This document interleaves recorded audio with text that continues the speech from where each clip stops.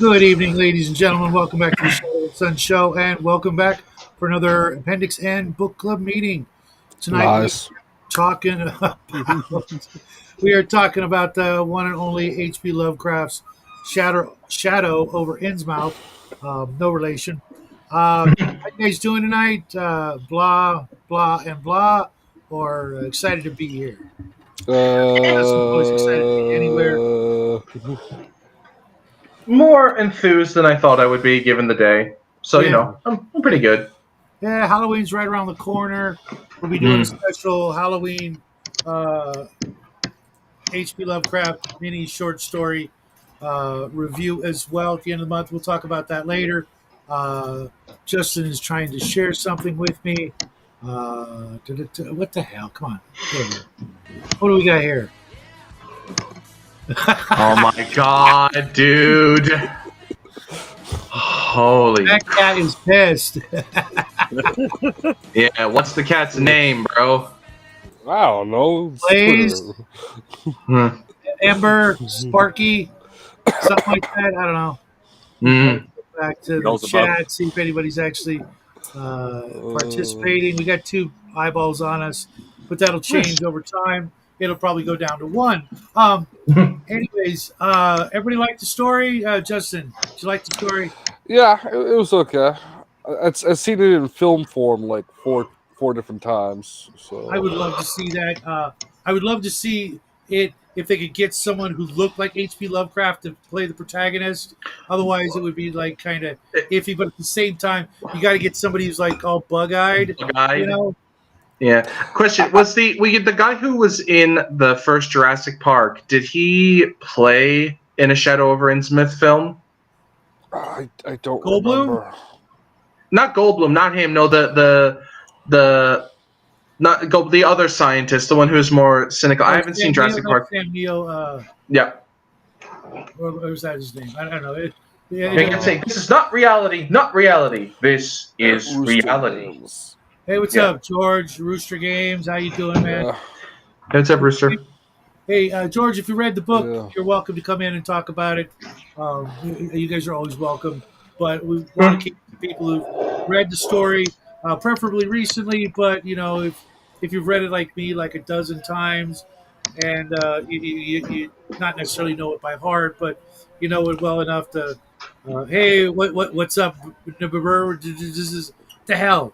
You having a stroke over there? You smell burnt toast. You taste pennies. Get in here, Hungar. Come and say hi to us. You know Yeah. Get your brother in here too. No. Nerds. Oh, dude, I am so sorry. I blew it. I even wrote myself a note, and I forgot to do it because I'm going to blame it on the blonde hair. That work? What? Oh, I forgot to unblock him or whatever. I couldn't find how to do that on my tablet, so I'll try to fix it. Yeah, Shadow's a slacker. George, you shouldn't have created a new YouTube channel over that. Yeah, You should have just like found his home address, which I can give to you later. And he does have it. What's this about? I accidentally hit like block in the chat at some point, so he couldn't like chat. He could come into the show, but he couldn't actually chat on his regular YouTube channel, which is, all on me. I see. Okay. yeah. Yeah, I couldn't find it on how to do it on my tablet, and I just spaced. It's been a rough couple of What 4 or 5 weeks. No, just this last story really. I'd be sitting at my laptop, just freaking, struggling with one paragraph, and once I got it, I'm like, okay, I'm back in the groove, and then. Yeah, I've been doing the same thing. I've just been like toying with my outline for 5 weeks. Yeah, I'm working on the genealogy for one of my characters in my Greek story, and it is it's a pain.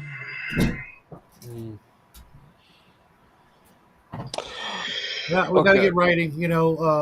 Yeah. Too often, I've heard the disparaging comment that we're all failed writers. Well, screw them. I've written something. And I, failed I at have it. to. I've actually written stuff before. But, so I wrote a couple of games before I met you guys, but they never got published. But I finished them, so Yeah. I would like to correct you. I'm not an inspiring failed author. I am a failed author. well, you'll get there. You just stick with me, and we'll publish shit together, and you just ride my coattails, And then when I'm dead, Mhm. hostily take over my microscopic little company, and Yeah. and good luck to you, sir. Um, Mm. so, crafting. How'd you like the story? I liked it. Yeah. A little slow at the beginning, but It was slow at the end too, in a way for me. Yeah, I'm gonna it's- pump up your volume because you are like hard to hear. Mm. I had the And microphone right for me too. DK, I know you like the story, but tell us about it anyways. I'm gonna be real. I think the story's a bit hit or miss for me. Okay. Like there are parts of it that I liked. What I found was kind of frustrating was the first half of it, where it felt like he spent way too long explaining getting to Innsmouth and speaking to the old man. What was his name? Zabeth? No, let me check. something like that. The Yeah, ginger. the 96-year-old guy. Yeah, it's Which is Zabad. Zabad, I think his name was, or something like that. It's staggering, considering the time. Nobody lived that long. Oh except- yeah, and an Well, alcoholic at that. So it's like, But that's the because he was partially changed, right? Like yeah, they all were. Yeah, freaky bug-eyed bastards. pretty much. George, I'm glad to see some good came out of it, but I will still try to fix that. That way you can double comment me or whatever, So what did you guys like best? Zadok, that was it. So what did you guys like best about it?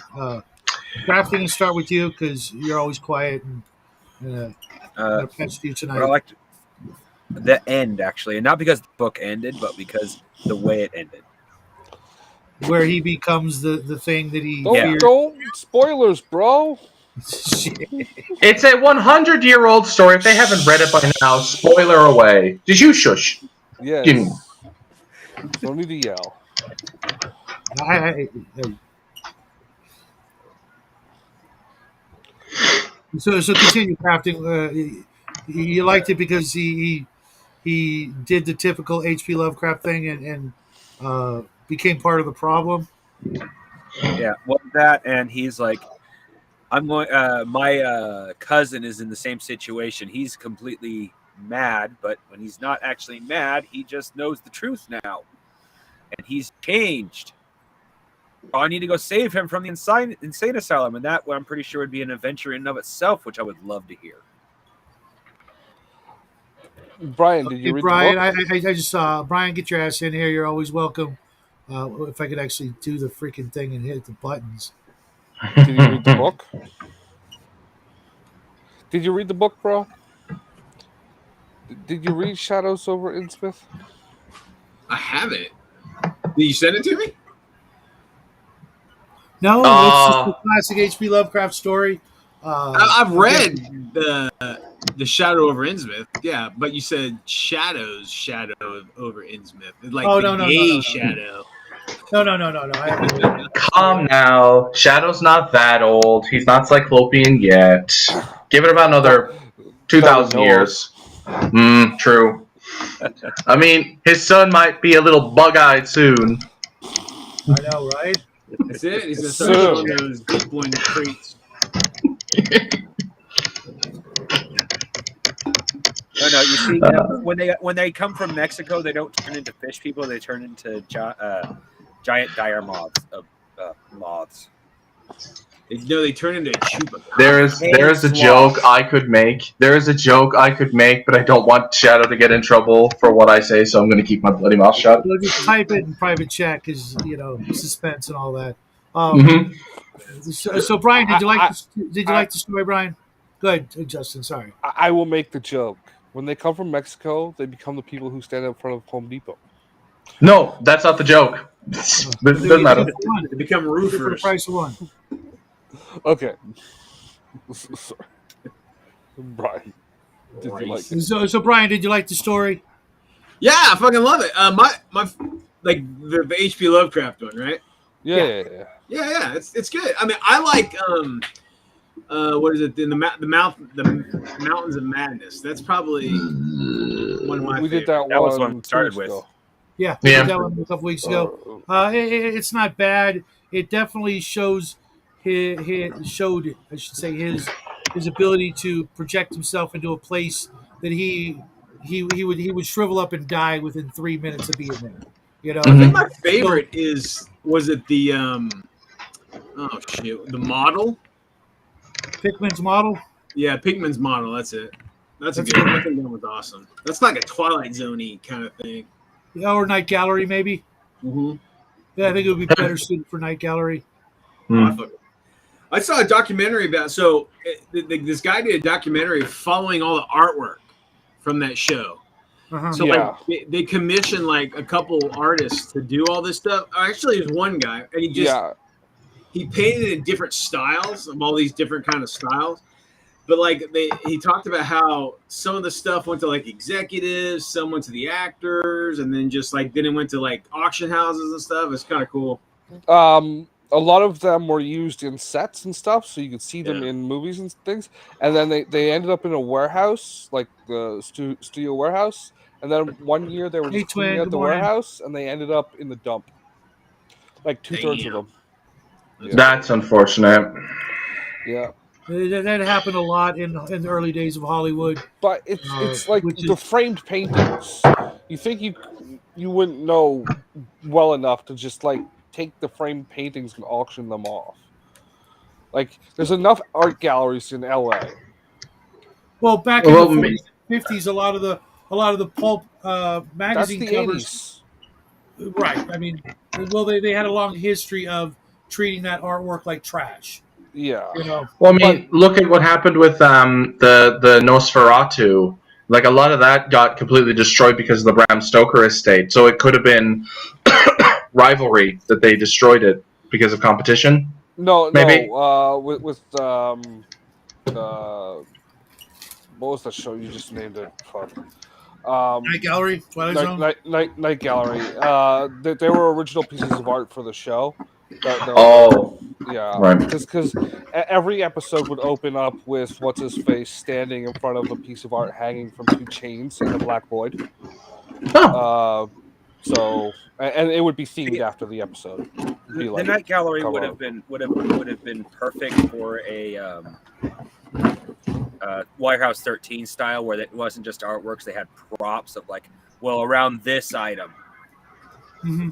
Or Mhm. or the old remember the original, what was it, Nightmare on Elm Street? No, Friday the 13th, the Thank you. series. Yeah, it was Friday the 13th. That was an awesome show. Yeah, That was a Yeah. Canadian production. where Yeah, I tried Jack watching it recently Marshak and- got to play himself. Well, what a lucky role that was, right? Like, you got a cool name, we're just gonna let you keep it. You know, it's probably Nice. happened like 5 times in the history of, TV and movies. So, Dark Knight, what did you like best about the story? I liked the ending chase scene for the simple reason that, like in any good D&D story, having a map of the area that you don't know can literally save your life. Yeah. Gotcha. Yeah. I like it was a bit meandering towards the end, but it still was a good pace. It obviously conveyed the fact that these things are obviously from his perspective, trying to kill him.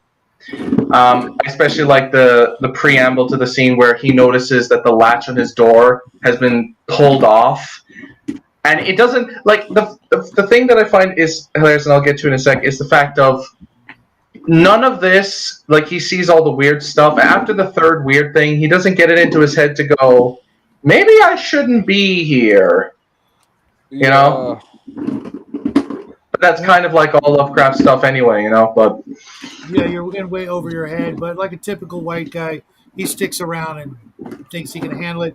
I'm gonna break in. this part because it was my favorite scene as well, but for the other obvious reasons where the protagonist is actually running and doing something, not just looking through books and flapping his gums. He's running and getting chased, and that whole chase. There's action. There's actual Yeah, action right. in the story. Yeah, which is a rarity in most of his stories. It's usually just exploring or walking down the library or some musty caverns or something.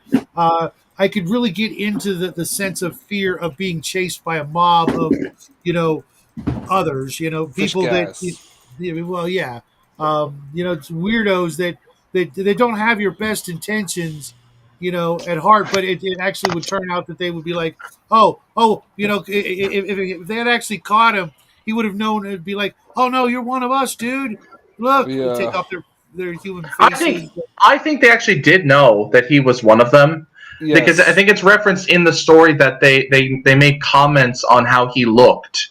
That he had the same kind of look, but he just didn't notice it at the time Or until understand the relevance of the meaning. look. Yeah. He didn't understand until like a year or so after the fact. Yeah, it does comment that several times. Yeah. in the story. When a year after the fact, they kind of suggest that him's going to Innsmouth Was predestined actually, Yeah. well, not just predestined, but enhanced his degradation. awareness. His change. Yeah, it like sped up the process. Yeah. Yeah, wasn't he By being drawn there? He was like drawn. No, he was just looking through like He was going through Arkham or something, and he happened to hear about it from someone. Like he was trying to get a bus to Arkham, and the guy said, "Oh, we don't go through there, but you could take this bus to Innsmouth, and then that bus will take you to Arkham." And then it was there was another train going around, but Yeah. he was wanting to take the back roads because he was doing the like genealogy or something. well, no, that's his Architectural study. That was it. His uncle who killed himself was doing the genealogy stuff. That was it. Yeah, he wasn't even doing architectural. That was like the thing that he was doing in that town because it's the only thing he was interested there. But it was just generally looking around and like exploring.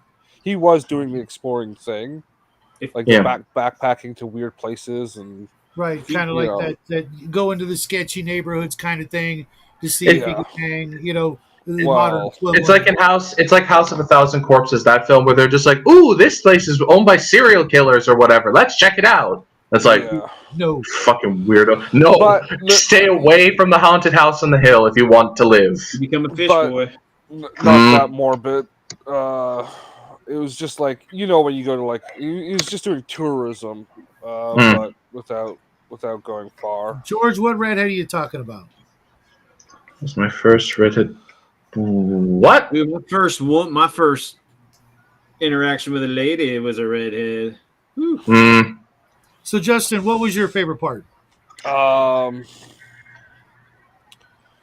I don't know. I also like the train track fellow thing. I like the hotel room part as well. I like the story the old guy was telling. Oh, yeah, it was really good. The origin, Yeah, the origin story. all So the I think that- treasures washing up. Oh, okay. Yeah. I tell you, there's a great movie, guys. It's called the one that does the best. Kind of. It's not quite exactly it, but Dagon. Oh, Dagon's a great movie. oh, God, that movie is so. You didn't like that, that? Bad. that Italian actress that was in it. Oh my God, she was so gorgeous. Yeah, And then she's that hot. scene where the thing draws her into the well. Oh Oh, yeah. I think that's one of God. the ones I saw. You know, and I ain't gonna go there, but you know what happened down in that Oh water. hell yeah. Oh. Oh, That's right. It's Yeah, like yeah. humanoids from the deep, man. Those fishmen are horny. It's funny too because the fish girl, she was cute as hell too. But she's a fish girl. Yeah. You know what I mean? It's just like, No. well, whatever. Once you go fish, you don't go back. Yeah, but it's not the same. You know. There is a very vulgar would you joke we know? could. Yeah, I'm trying to keep steers away from that, but Yeah. as usual, Brian, what did you like about this movie the most, or this story, I should say? The story. Yeah. I kind of like the just like I like the origin story. How it was a desperate fishing village, and then all of a sudden this guy just appears and promises him the world. All you got to do this, and you'll have all the fish. Oh yeah. I forgot about that. Shit. Yeah. That was Oberyn. Yeah, that was Captain Oberyn, wasn't it? Yeah.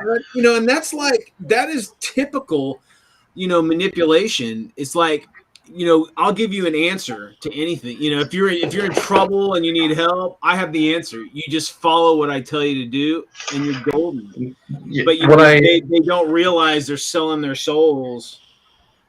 Yeah, what I love about it is that how the captain, that guy goes, well, what was it? Then the times Obed he begun a cursing at the folk for being dull sheep and praying to a Christian heaven, as didn't help him none. He told him he'd know the folks as prayed to gods that give him something you really need, and says if a good bunch of men stood by him, and on and on. Yeah, basically, I love that, because then it goes on to mention like Dagon on Shastareth, Belial, Beelzebub, the golden calf of Canaan, and it's obvious that because Dagon's a Phoenician god anyway, so the connection is obvious. Well, you know what, TK, we got to give it up to you, man. It's the only guy who actually takes freaking notes and brings them to the table. Oh no, I highlighted it in the book and I have it right next to me, and I just happened to.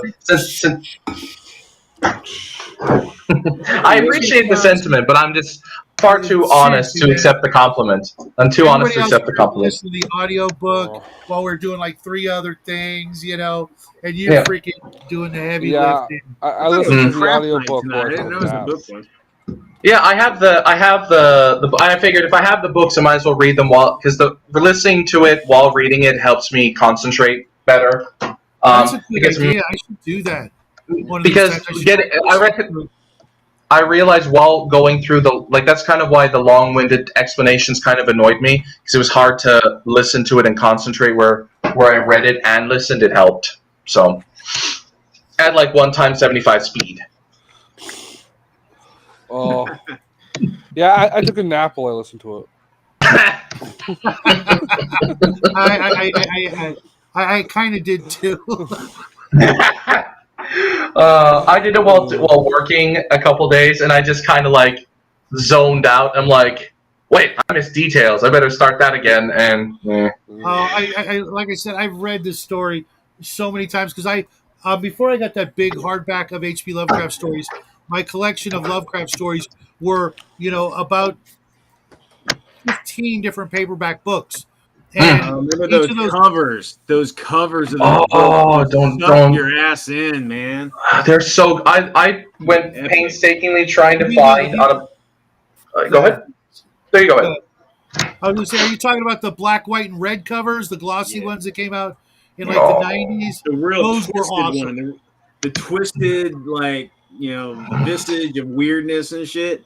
I can't remember the artist. I used to know, but I don't remember what it is now. Well, so my collection is multiple paperback books that repeat stories. But I would just read the book all the way through. It's got 5 stories or 8 stories. It's I've read that one before. Well, I'll just keep reading. Read it again. Yeah. I want to I got from a place called World of Books. It's a British charity that rebuys old books and sells them again to help out. Or they buy from charities. And I wanted to get the old Zelazny Amber books that looked good. I wanted the covers to actually look good, not the modern. I'll send you some images of the modern collection of the Zelazny, and they are awful. Shadow. They're horrific. Yeah. And it's AI. It absolutely. I wouldn't. Are you sure? What year did they come out? 2022. Okay. So yeah, very recent. So but It's good to have covers that look nice. You know, they're what invest you in the thing. Yeah, because the book club cover where it's like got Corwin and you can barely tell it could be anybody, and that fly in is like what I don't even remember that part of the book. Yeah. Of all What's the even scenes, worse is that the one I saw is that it's massive. What I assume is its gateway surrounded by blue and stars. This massive doorway, and it's like if this is supposed to be the pattern, this doesn't work because the pattern is meant to be under the ground, not in the open. So, and a tiny little humanoid in the very center of the book. Great. The pattern is not meant to be that big. It's not. So welcome to the show, George. Hey. I'm assuming you read the book. What did you like about it the most? You know, I guess it's sort of the Gen X in me, like kind of a certain nostalgia, almost like this idea of a community that's isolated from the rest of the world. Like we don't live in that, but kind of No. well, there are some places. Shit, I do. And so there's like You okay there? Hey, you're a little robotic there, George. Am I muted? Yeah, you're real Oh, staticky. I'm sorry. Yeah, we can't hear you. Let's see here. Can you hear me now? How about now? It's a little better, but Yeah. Let's see. How about now? that's a little better.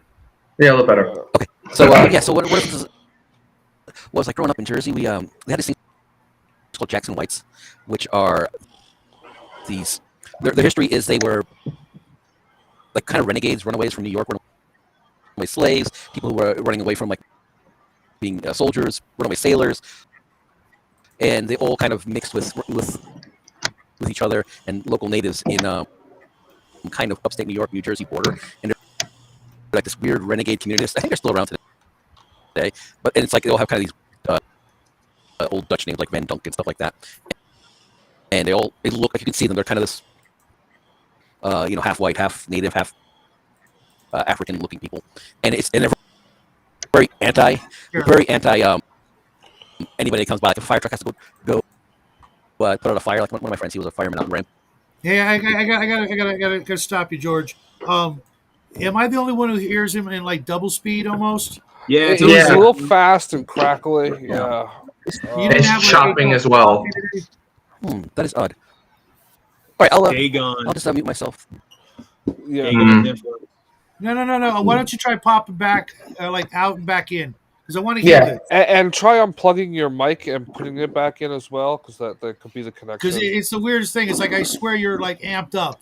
You know what you know what I mean? Like you're talking like he's talking like Ben Shapiro basically. Yeah, there you go. And nobody wants I wasn't the only one hearing that. I was like, what were you on, George? You know, what'd you do today? You have like 8 cups of coffee and you can't wait to talk about this. It's like I love the enthusiasm, but it's weirding me out a little because George is usually so mellow, you know, and now all of a sudden he's like, you know, it's just like dun. Well, this is new George. This is Rooster Games. Right, you're right. That's what it is. I don't even know that it's the original George. He's hopped up on. He's geeked up on speed.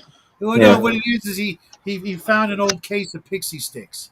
Ooh. Yeah, well now he needs to run. He got a line. He got a line of that Peruvian marching powder. There we go. Here he comes. Let's see if pixie sticks. Everything. I have red. The absolute pink. dumbest story about right. pixie sticks, Pink. and it's brief. Yeah. Pixie An sticks. idiot in school once tried to tell me that if you snort pixie sticks, they'll turn your tears colors. Oh. I imagine that wouldn't have been very pleasant to experience. I did not fall for it. He tried it. Wow. Let's give George a chance to retell his story in normal speed.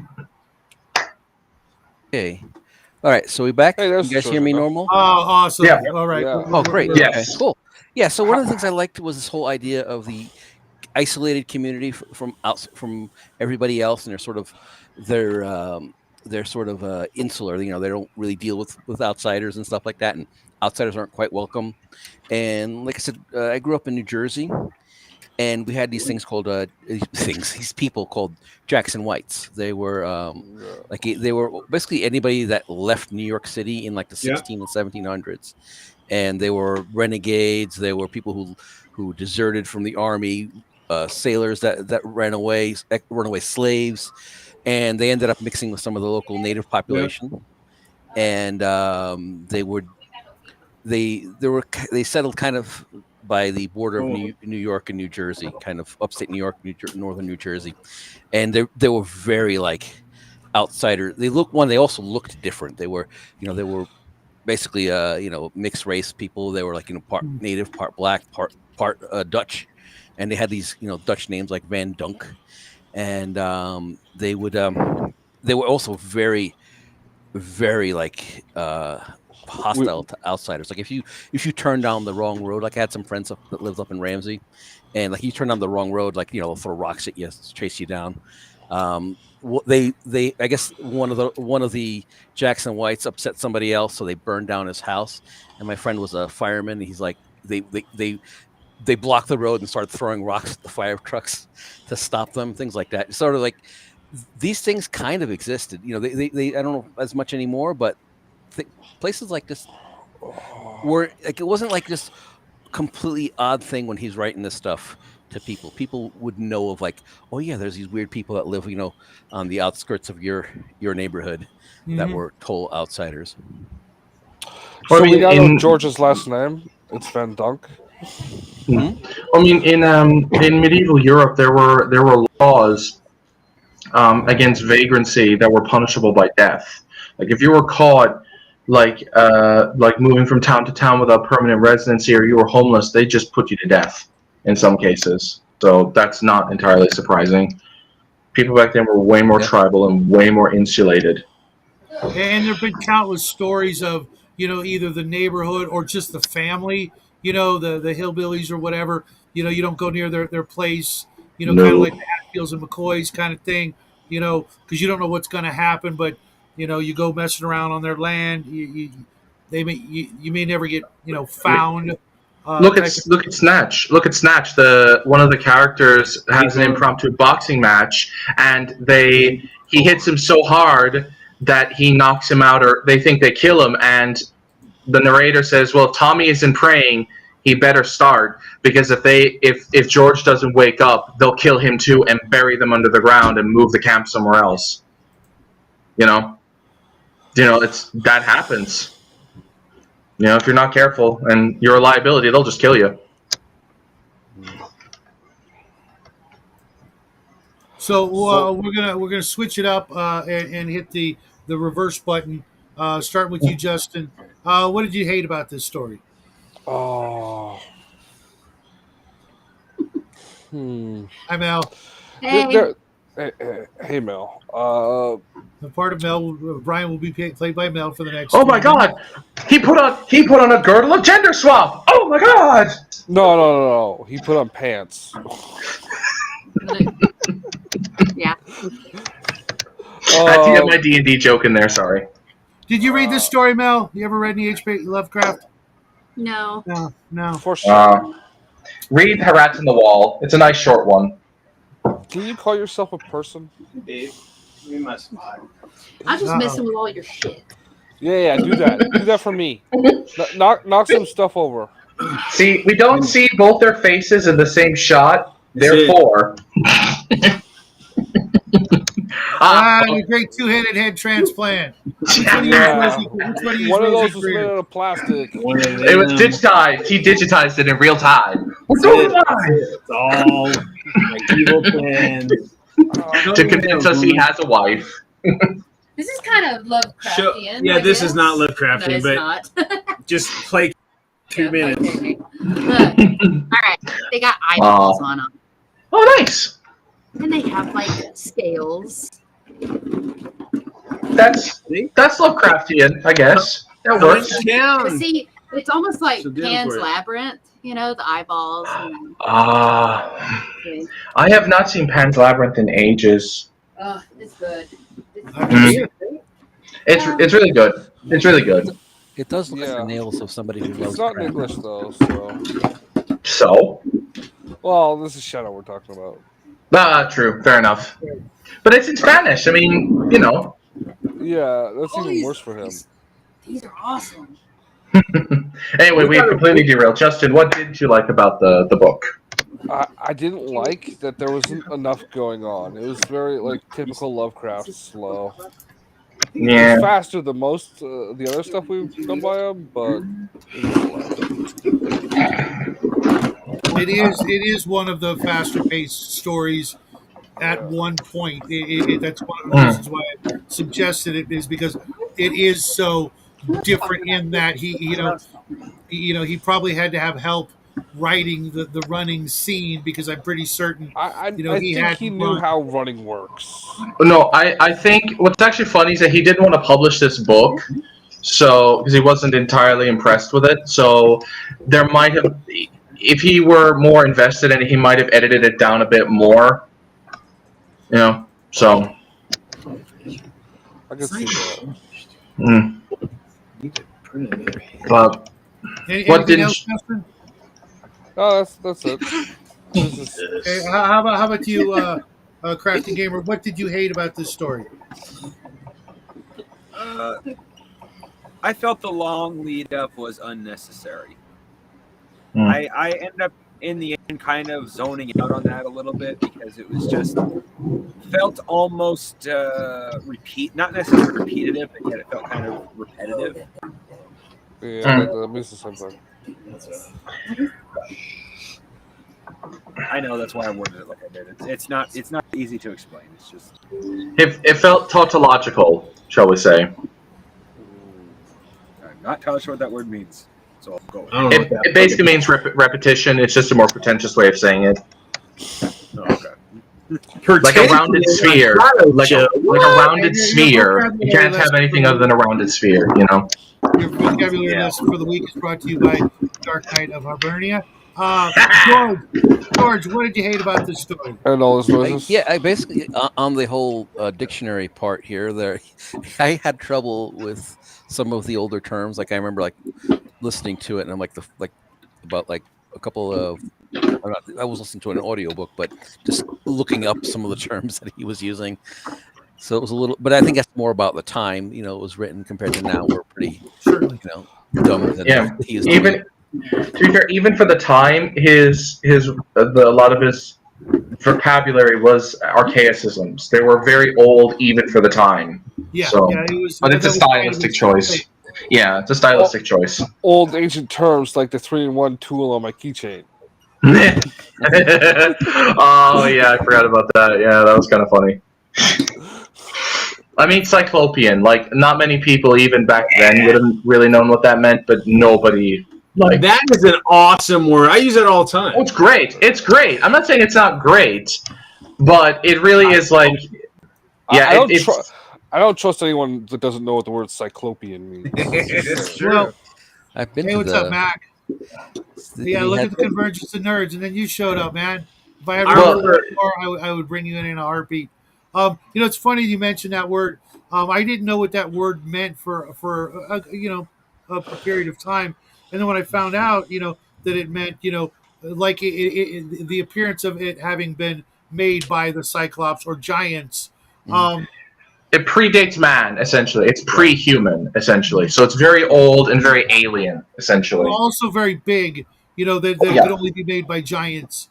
The first time I actually heard of it was the Cyclopean 2 Magic the Gathering card, and I had to look it up. Really? That's a card? I didn't know that. That's kind of cool.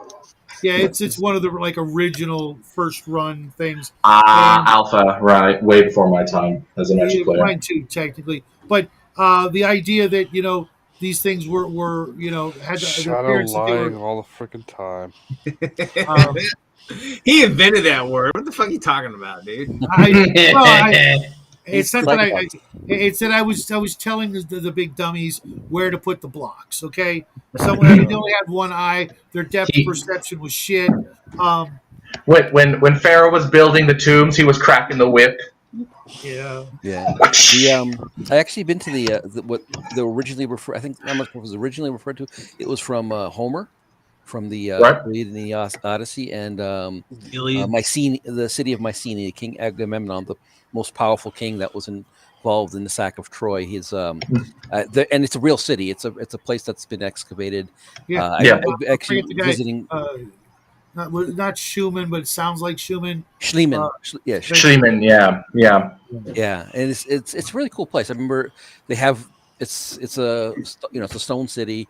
It's got this there's a gate approaching The Lionhead Gate, yeah. the Lionhead Gate, Mm. and the Cyclopean walls, like these large slabs of stone compared to like everything else. These very large slabs that kind of were skirting out one of the edges of the town, and and it comes from being. At first, I thought Cyclopean mean like it's encircling, like a circle, but Yeah, that's kind of what I was. That's weird. Well, because they had domes. Like even the tomb of Agamemnon was said to be like the biggest dome structure in the world until the Romans built the. I think it was the Parthenon was by the Greeks. What was it? Pantheon. The Pantheon. Yeah, that was it. Yeah. The Before that, Colosseum have a roof. I'm going to address It had a roof. Mac's comment here. That's because Lovecraft read a lot of very old literature. He liked the stuff that had been written 100, 200 years before he was even born. Some of us are like that too. If we were reading Lovecraft, that's like 100 years ago.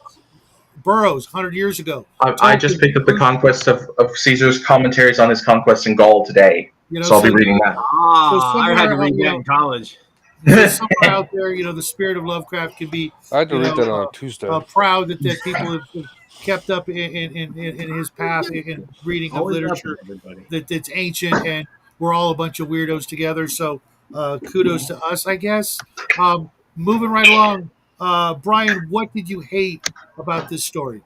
Well, you guys know me. Okay. There's no boobies. What? Okay, so listen. I mean, as prudy as you guys are, this whole fish thing, it's like, the integration between humans and fish interacting and having this hybrids and shit. It's a big fucking factor of the whole story, and he doesn't really dive into it. You know what I mean?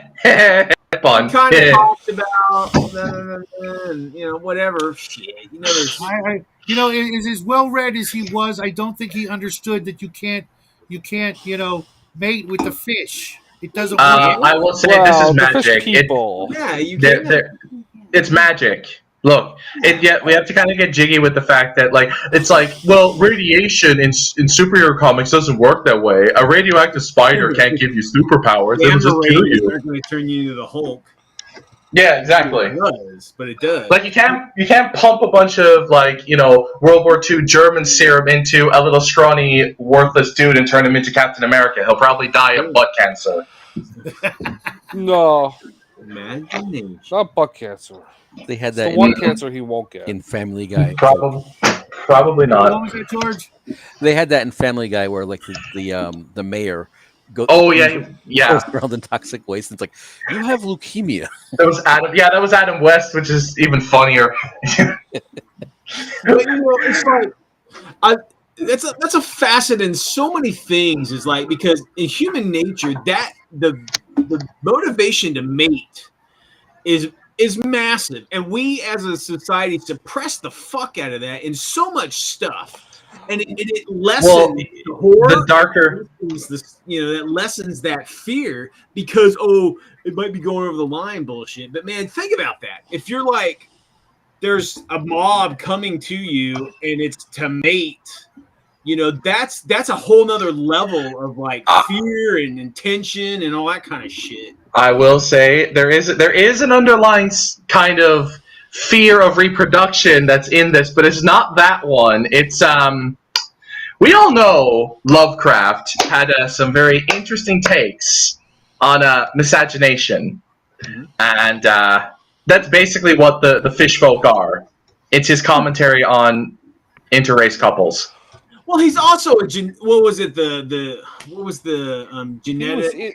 He was in an interrace relationship, for fuck's sake. Yeah. No, interreligious maybe, but not interrace. Interrace, yeah. He was one of those eugenics guys back in the 30s. Remember the eugenics, whatever was big, the the purity of the races and all that bullshit. No, it's something like that. What's even funny is they even mentioned a swastika in the story, which is even funnier. Well, I mean, that's the swastika does protect you. It was big in the 20s and 30s that eugenics thing.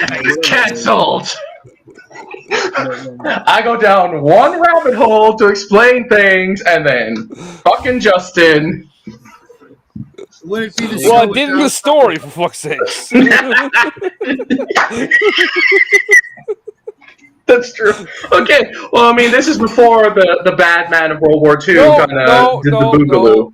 This story came out in 1936. No, but it's set in 1931. No, he actually mentioned that it was called a swastika thanks to the Germans. In the book, he actually says that it's called a swastika thanks to the Germans. No, he doesn't say that in during the books. Oh, that's what I heard. In the end of it ends in 1930-31. Yeah, it does end before World War II. It says, I guess they would call it a swastika these days. Okay, yeah. I mean, the swastika is like a fucking symbol throughout history. Oh yeah, almost every culture had one. It was an Indo-Iranian symbol. Like even there's a Hebrew swastika.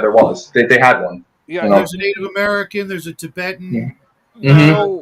You know where Hitler got it from, right? Tibet. No, it was carved above the lintel of his school dorm. Oh, huh. That I did not know.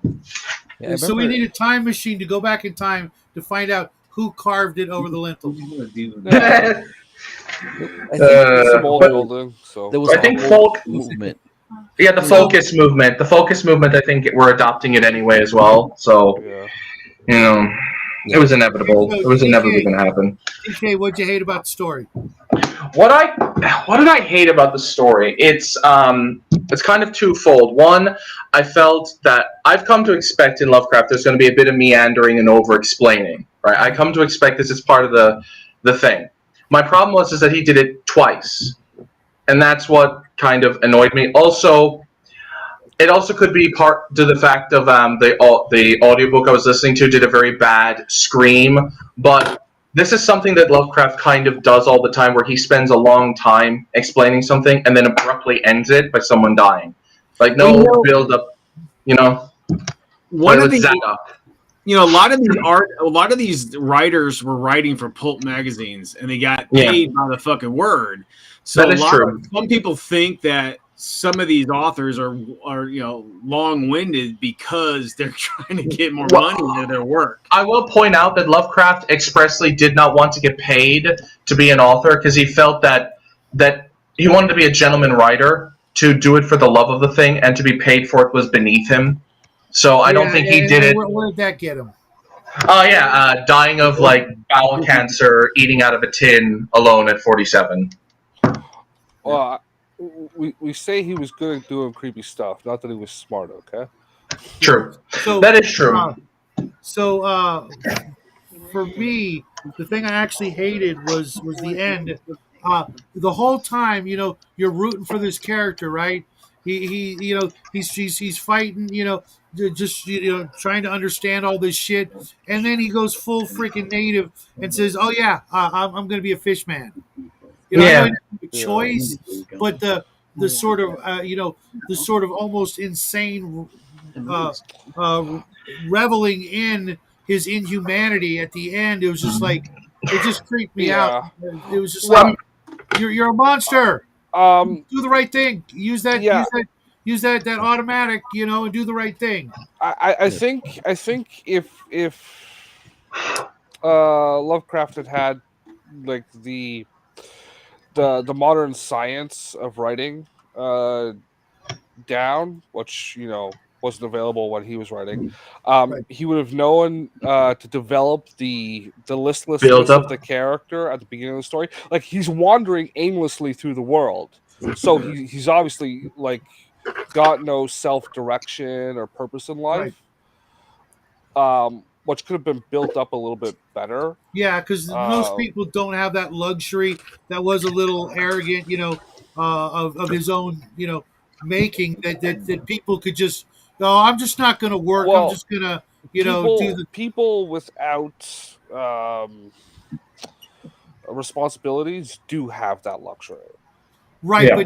But the people that have that luxury also have the luxury of having money.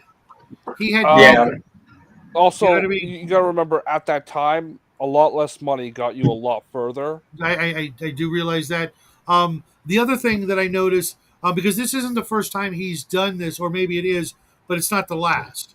He's had another character that ends up being the monster. I'm not going to say when and where, but I think the tomb or the crypt or whatever. Don't spoil it. No. I'll tell you after the show if you really want to know. It's only like 8 pages, and it's really good. It's good because it's more original than this. Way more original. Well, this was probably really original when it came out. Right. But I also think that it was, this story was kind of a little more telling about how he felt about himself in kind of a sad way. That when he looks into the mirror, his own mirror and his own reflection. I mean, if you've ever seen him, he looks like Lurch, from the Addams Family. And I could see, growing up like that going, yeah, there's something wrong with me. There wasn't, I mean, not physically, he wasn't, there was something wrong with him physically. Well, like he wasn't like a 10 or an Adonis, but like, I mean, he was fine. Solid 5. Solid 5, right through the middle. Well, he was more attractive than you, Shadow. There's of course that, but it just makes me feel sad for the guy, that he kept coming back to this sort of idea that everything is so bleak and awful, and yet at the same time he was living the freaking dream of his era, being able to do whatever he wanted and do the No, that's the dream of our era. It's not the dream of his era. His era would have been having a family and settling down. Yeah, you're probably right. Or going to war and making a name for yourself and winning glory as well. Yeah, he was a little bit of a pansy in a way, He was. I was literally thinking, like in the scene where he's in the bedroom, like putting a flashlight into his pocket. I was literally thinking, man, a Colt 45 would be really useful right about now. C96. Did he have a pistol though in the hotel room? No, he had nothing. He had absolutely nothing. He had a keychain with tools on it to like bolt to screw the bolt of the door back on. That's all he had. He had a 3-in-1 keychain tool. Exactly. No, nothing. He didn't have a Smith and Wesson. No, nothing. He had a revolver. No. I might be thinking Whisper in the Dark. Probably. Yeah, it is. It is because when he goes up and sleeps in the room that the guy who invited him to his house out in the middle. I will say, Mac Thompson is saying we're killing him. So. I'm glad. He was a pansy. He really was. He probably never did an honest, hard day's work in his life. I'm okay with that. Yeah, but it builds character, having to, get your hands dirty, that sort of thing. He was just an intellectual, Yeah. Like, I mean, the hardest I've ever worked is retail, and I tell you, dealing with the public, well, it'll change you. Well, we'll make room for you in a little bit, Raven, when we're done talking about this really weird story. Raven. All this stuff is amazing because of so many different little nuances that most other writers, didn't have, and the weirdest, most tragic thing about it, I think, is that and maybe it's a blessing because I could see if he had received the accolades and the fame and the fortune that his name had garnered after his death, like so many other artists, he would have been a douchebag, probably incredibly degenerate as well. Listen, I mean, the only reason Lovecraft is as famous as he is because all of his shit is open. It's all free. It's Derleth. Derleth is the main reason why. If Derleth didn't try and preserve it, he was his biggest fan, and we did him a solid. If we were, each of us have friends like that, and after we pass, they continue to hype our work so that Imagine if the person who preserved the Lord of the Rings also then wrote the Rings of Power. That's basically Arthur Durlett for Lovecraft. His takes on the mythos are not great, and they kind of. I am of two minds. I am annoyed by what he wrote in the mythos, but I am forever grateful that he preserved Lovecraft's work, and that's what I will say on that. I'm just saying, in 8,000 years from now, you better be still pimping my books, Shadow. I would do my best, but I'm pretty sure the Morlocks don't know how to read. I'm just imagining like Shadow will be calling new disciples from the bottom of the sea and in the Gulf of Mexico, calling the deep ones back, and how his disciple Justin was just this great author, and how you too will live forever. Just come back to Rillier. Hey.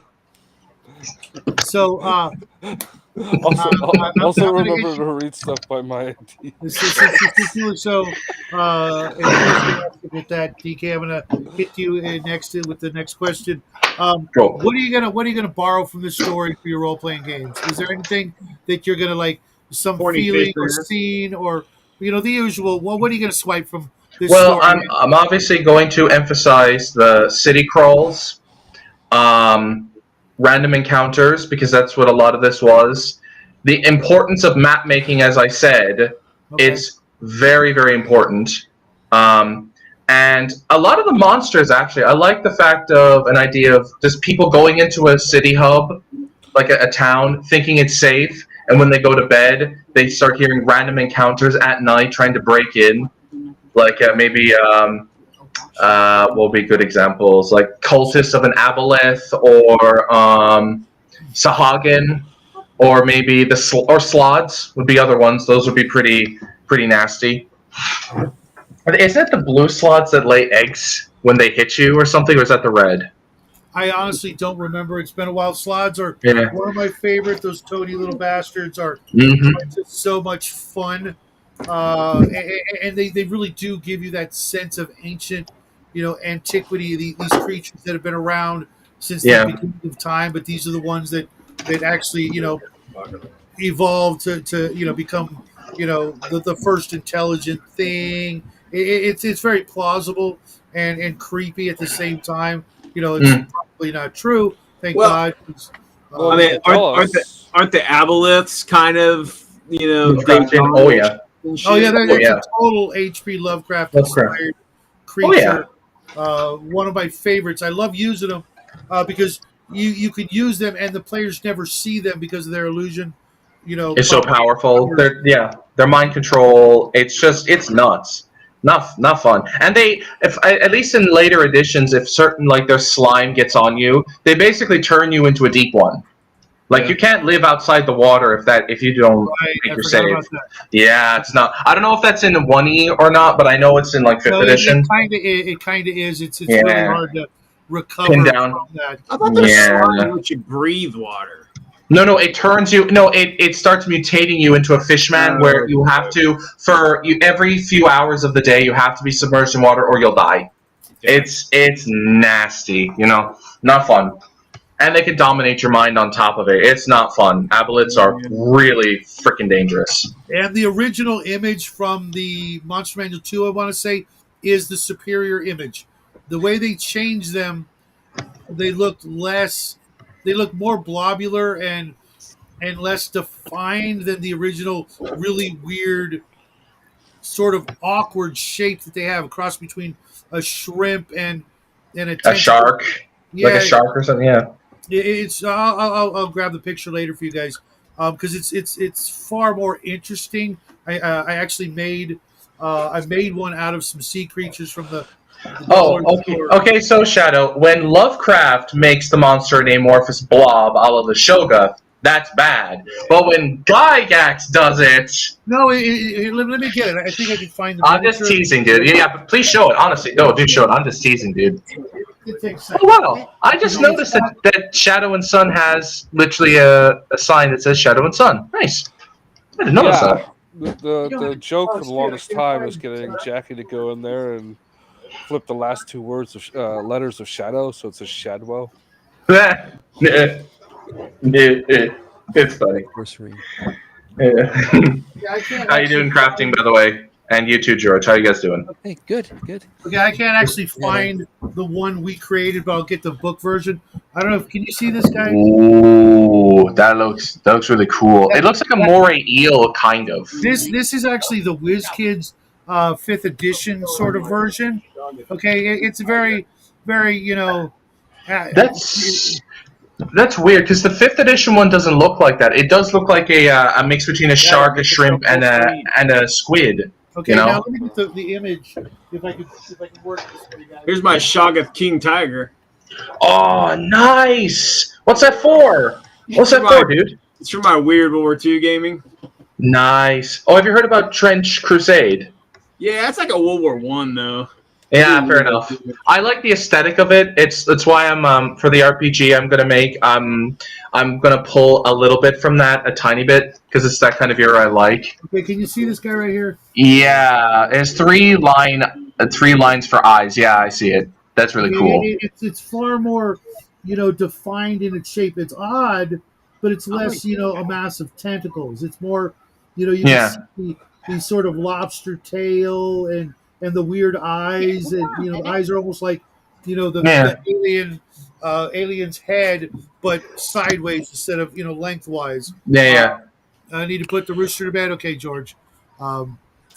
So it's to me it's more it's weirder because you can kind of tell what it is, whereas this guy right here it's just tentacles and some fins and a weird mouth. I'll take better pictures and throw them into Discord. Yeah, a little higher. Well, can you just tilt it up a little bit? Yeah. That's the Pathfinder one, first edition. Yeah. Those are cool looking though. Those things are similar to the 5e one as well. The red eyes really sell it. Yeah, that's the one that I know. Swords of Wizardry does one similar to that one actually, in its monstrosity.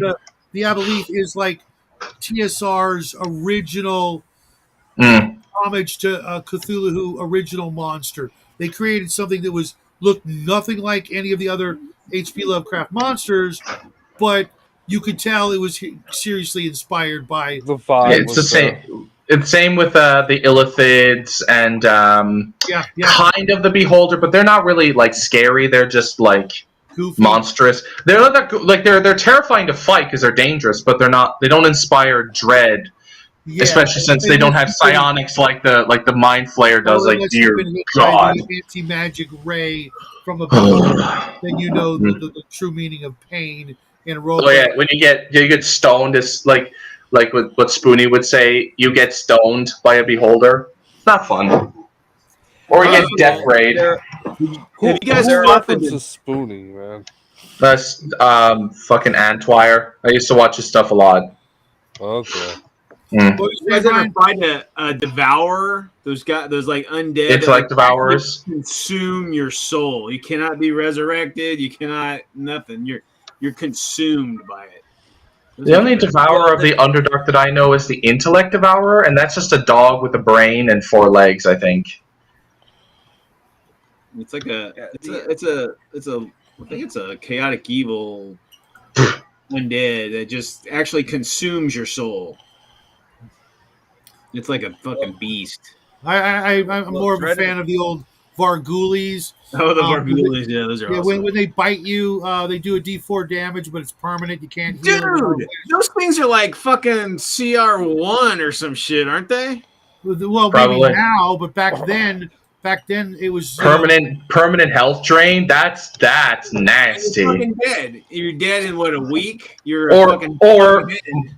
My favorite one is the vampire. Like, every time it hits you, drains like 2 levels off you. Yeah. That's fun. That's fun. The problem with the Varguli is that, okay, you think, okay, I lost a D4 hit points. Well, when the number appearing is 1 to 20. So your group of like 5 or 6 players bumps into 16 of them. They each get hit a couple of times. Sure, you kill 1 each the first round. Okay, then they do it again. Okay, this is why you cast Fireball. This is why you always cast Fireball. Right. Fireball. So you could literally the only true religion. So it was a great way for the DM to be a dick and like chop away at your hit points. So suddenly you're like 90 hit point fighters down to like 75, and he can't do dick about it, and he's not getting any more hit points. Your magic user's now down to 4 hit points, but he's 12th level, and he can't get him back. That would suck, dude. Without a wish, that's just like it's a fate worse than death because you can't do anything. You're afraid to move now. Well, you do when you level up. Like you don't get new hit die, but you do gain like a set number without your con mod. Like, but it's nothing compared to like getting a D10. It's nothing. Or the agony of suddenly you just lost like 3 levels worth of hit points, and you're still fine. You're still the same guy, but that little cushion you had is just gone. It's like getting cursed in Dark Souls, but way more permanent, and it sucks. So Brian, what are you or what have you borrowed from this story and incorporated into your role playing games? Oh shit, dude! The Deep Ones are an actual Weird World War II faction of mine. Nice.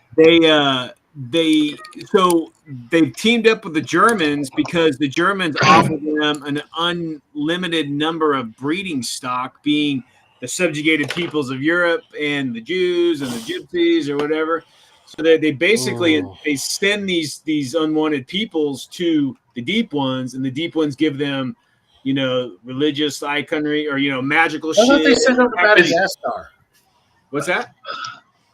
I said I thought they sent them to Madagascar. That was the first attempt, but it didn't work out too well for them. Yeah, but maybe that's where the Deep Ones live, right around Madagascar. Well, in Lovecraftian lore, there are different Deep One communities. There's one off the coast of New England, and then there's supposed to be one off the coast of Ireland or France. So they're around. I think there was another one like Spain or Portugal as well. So you have like Dagon rules them all, right? But in my Weird World War II, we also have another faction, the Atlanteans. And so they're the longtime enemies of the cult of Dagon because they're fighting them underwater. And in my story, there's a point in the war where Atlantis has been hidden for so long. They come out and say, before the sinking of Atlantis. Like the Atlantic is now ours. No human is allowed on it. So now, do you know what? So no human transports can be on the surface or underwater in the Atlantic Ocean because the Atlanteans are now patrolling it. Do you know what's actually ironic there, Brian, is that according to what the Nazis believed, because they were theosophists, Atlanteans were a stage in human spiritual evolution. They were like 2 levels above the Aryan, I think, because it was like the Lemurians, and then Atlanteans were above them. So I love when you read about the fact that all of these authors were pulling from theosophy. It's so funny. I like Donovan's description of Atlantis. I love that Justin is just cringing inside a little bit every time I talk. Yeah. So I have like his turn's coming up. So the Deep Ones are a large army, and there's different kinds. There's like the Pacific Deep Ones look a little bit different than the Atlantic Deep Ones. The Pacific ones are more frilly; they're like pointed, and then the Deep Ones in the Atlantic are more kind of roundy, froggy, kind of like your traditional one. And then there's different, they bring different spells to the game and whatever. But so you have that cross contamination of human and Deep One in certain aspects of the Axis armies because they're basically allied with them. So it's pretty fun. It's fun. It gives you a chance to just, you got a King Tiger and then you got a squad of fucking Deep Ones behind you. It's awesome, yeah.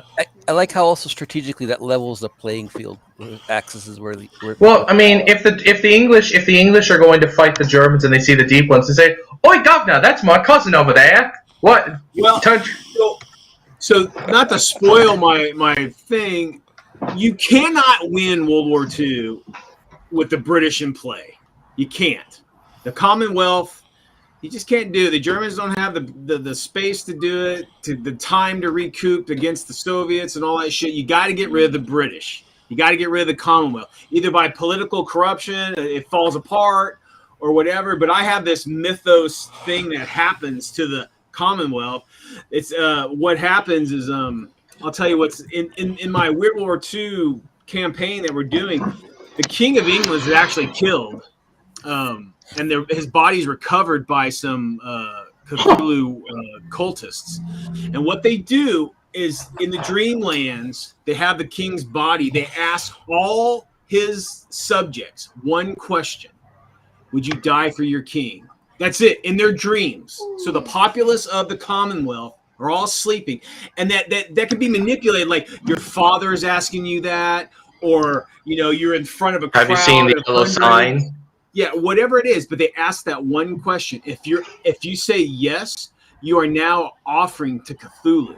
So what happens is, like I said, like 75% of all the Commonwealth, like I mean, like Canada, I mean, like India probably not so much, but like the other Anglo Commonwealth, 70% of the population die as an offering, and that's when Cthulhu awakens. Holy hell. So what happens, Cthulhu arises, but he flies out. He just flies into space, and we don't know what happens to him. But what happens is the British are now effectively neutral or neutralized in World War II. Mm-hmm. So the Commonwealth collapses, the British aren't in play, and the Germans just walk into the UK. Ireland takes Northern Ireland, and the Indians just Sorry. Yeah, so that's a big thing. So yeah, you've got to give the Germans the ability to have German shepherds that when they bite, there's snake venom. No, they have to be like the hounds of Tindalos, where they just no. There's a reason why, because denying that the Nazis had German shepherds with snake venom in their mouth can get you 5 years in prison in the Schengen zone. So what? Yeah. What? I'm taking notes. It's classified as denying the Holocaust. But it's like, all right, let's not go down the. So, George, I just have an interesting monster I'm going to throw at my players. Dogs with viper venom. Please continue. I was going to say Justin. I thought you were going to throw Justin at your players. No. I'm going around the circle. Before we do, can I just ask a quick question, because this confused me? Who did the Deep Ones worship? Was it Mother Hydra, Father Dagon, or Cthulhu? It was both. Well, Dagon worships Cthulhu, but Dagon is the patriarch of all the Deep Ones. But Mother Hydra is his wife. Oh, I thought they were as powerful or more than Cthulhu. My bad. Okay. Cool. One step below. Ooh. Cool. Okay. Okay. So George, Trinity scenario going on here, bro.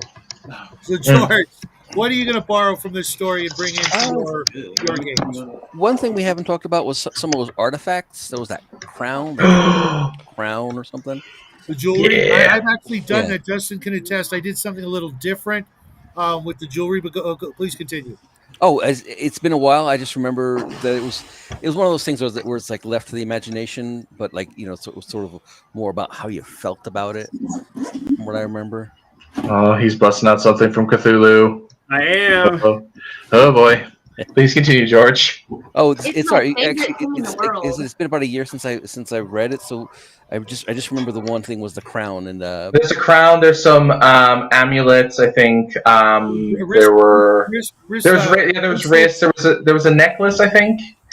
And some sort of weird thing on the chest, whether it was a pendant. A chest mantlet. It's just I didn't know what the word was. It's you ever see those old like army people with the chain around their neck and they've got that little plate, like the plate. Okay. I thought it was more like All right, guys, ready? Okay. No fucking way. Did you paint that? Here's that King Tiger to Cthulhu. Holy! He's actually a lot smaller than I thought he'd be. I thought he was like way taller than that. This is a star spawn in my 28 millimeter, but at like 1.750, like the naval. This is Cthulhu. Yeah, because he's battleships are that big. That's Cthulhu. Yeah, Cthulhu's is 400 feet tall. He's like 150 plus feet tall. Like Nyarlathotep is only 30 feet tall. Cthulhu is like 5 times his size. Like Cthulhu's massive. Deities and Demigods book. Cthulhu and Hastur were both statted at 400 feet tall. Jesus. The real where did you get could that also model? change his height up to a certain. Yeah, good point. question, Justin. What's that from? What's This that is model from? this is the old Horror Clicks. Remember the Horror Clicks game? That's it, whore. I'm a child. I'm such a child. I've got the Reaper Bones version, Me too. I and it's thought under a about foot. that. Now, this is Brian we're talking about. He probably did say horror clicks. Horror mouth. No, it's horror. Okay, so Now, I would definitely buy into horror clicks. I'm just saying. Oh god. That's Horror's Click. Hey, marketing, my friends. So it's actually Click the like button. We've actually got more people in the show than watching it. That's awesome. Far from the course, man. Don't forget to thumbs up and subscribe if you want to see horror clicks be a real thing. Ding, ding, ding, ding, ding, ding. Suddenly, people just start flooding in. So, Crafting Gamer, what would you borrow from this story in your games, if anything? I haven't already borrowed. I'd have to say the old man who at the end goes, "Oh shit! Oh shit! Oh shit! What have I done?" Because that is definitely a good way to get your characters going. What Zadok, yeah, he was great. Right at the end, where he goes, "Oh shit! They know," and he just takes off, and then you never see him again. Oh no, he gets I think gets pulverized by water, and they just kill him. It doesn't actually clearly state that. No, it says he never sees him again. Yeah, but in a Lovecraft horror story, that means if someone disappears and nobody can find them, it means they were sacrificed. They're dead. It's implied. Yeah. But honestly, my wife is telling me to come to bed, so I gotta let you guys go. See you later. See you later, bro. Thanks, man. It was great talking to you. Good seeing you again, as always. You're always welcome, One bro. quick thing, Brian. Yeah, what's up? I noticed that a Gundam is almost perfect scale for a Hive Tyrant.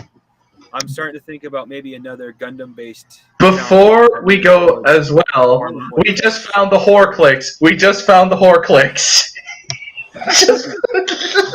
What? Top right corner, baby. Oh yeah, Mm-hmm. that's for sensitive sensibilities right there.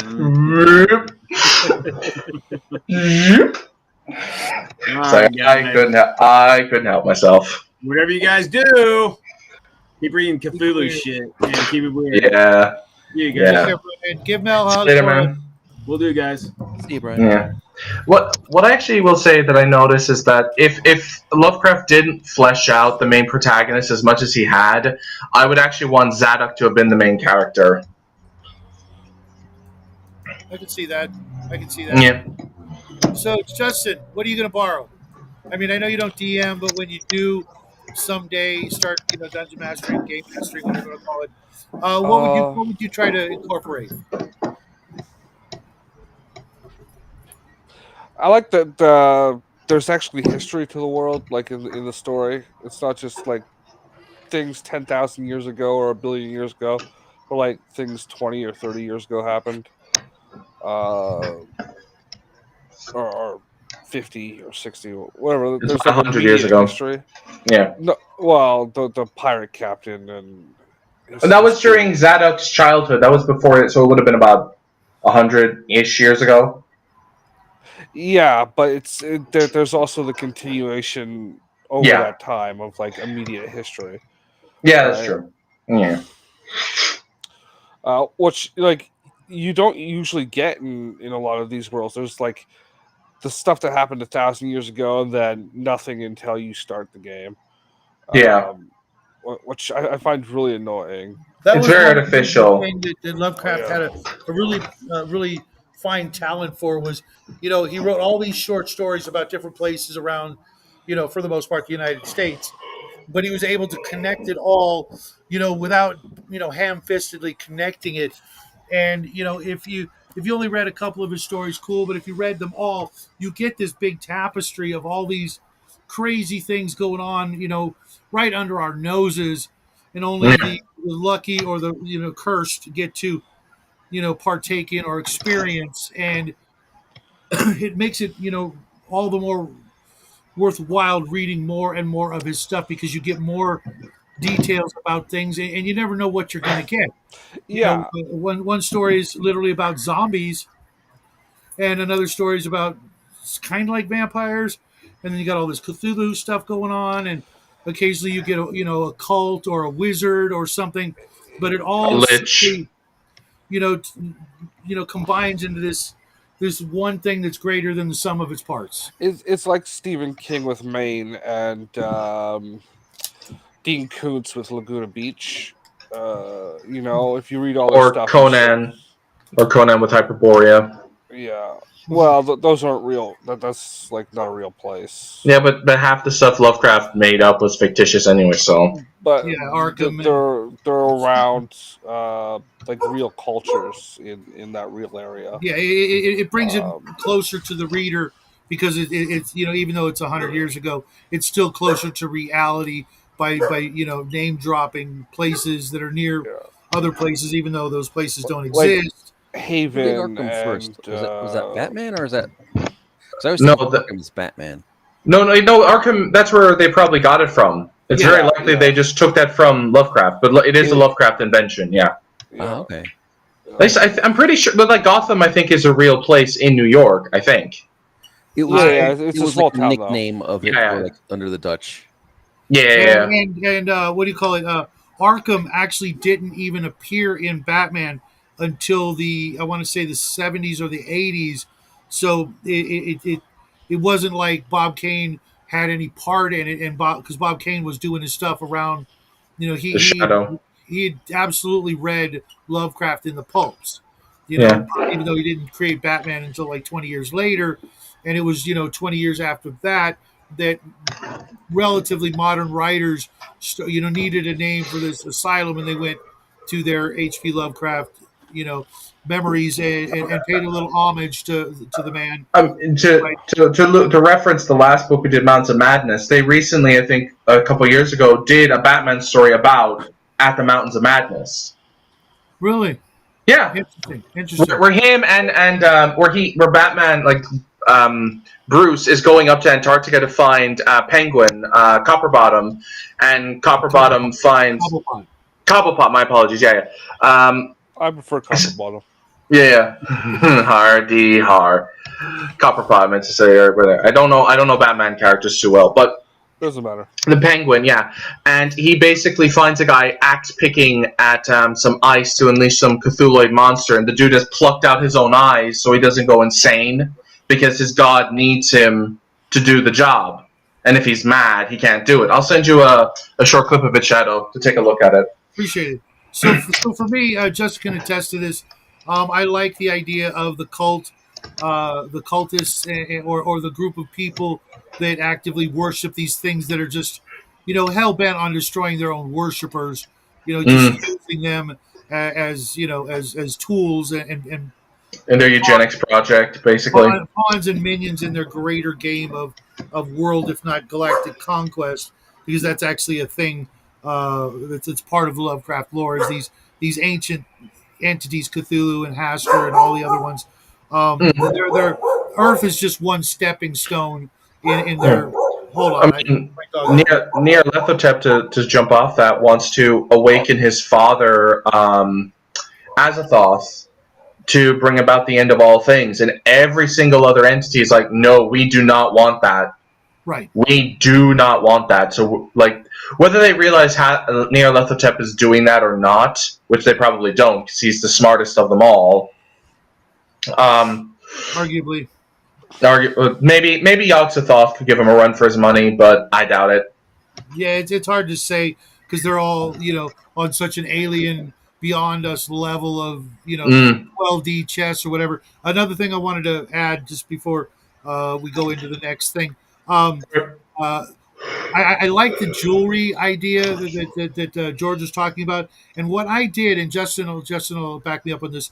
My players found a bunch of jewelry under at the bottom of the ocean, stuff from these Cthulhu critters, these cultists and stuff, and it was all like seahorses with a gem in its mouth, or a serpent, with a gem or something. And as soon as the non Cthulhuoids, grabbed this gold jewelry and bagged it. Raven, I think, was the one who found it. Got all this jewelry from the cult members, and then she's like, "Look what I got!" And she dumps out all the jewelry, and every one of those sea creatures actually came to life and stopped being gold. So she's got crabs and little snakes and urchins and things like that with spitting out the gems, and they're all wiggling on the desk. Instead of they weren't ever gold; they were just transformed to look like gold, so that the fish cult people. That's really intelligent. That's really smart to get the.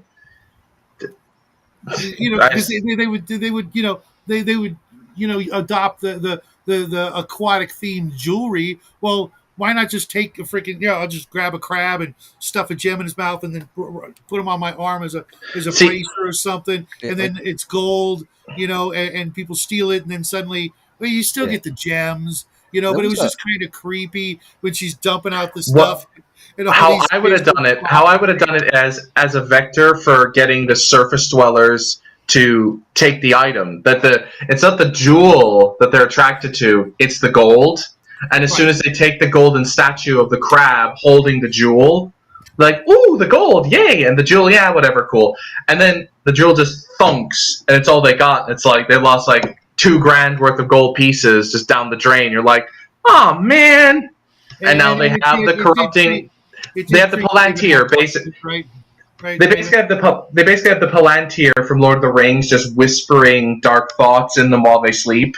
Mm-hmm. To come back to the ocean, there's more treasure.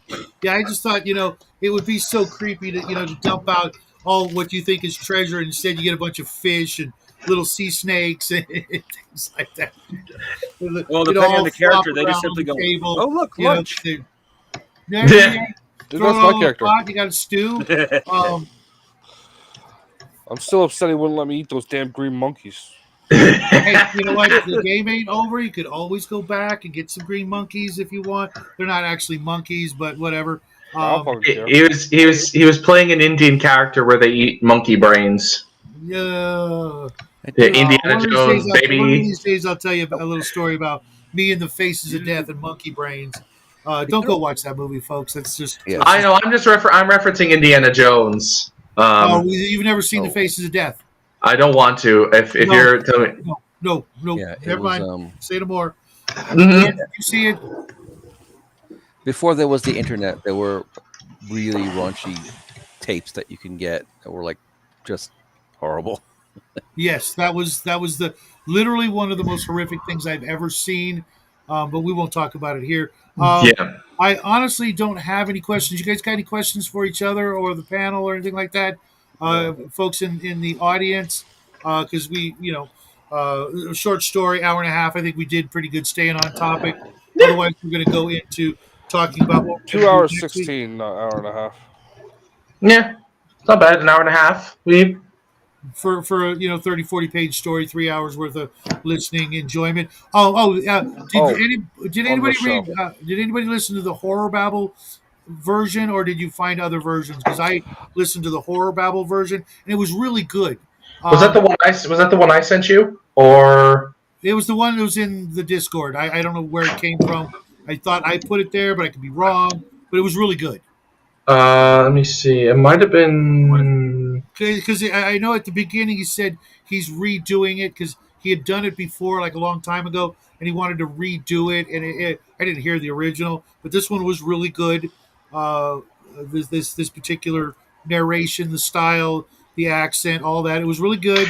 Oh, that one. No. That's not the one I listened to. I sent the one I'm talking about to you privately, so that wasn't me. My bad. Okay, this one was really good, and it made it very enjoyable.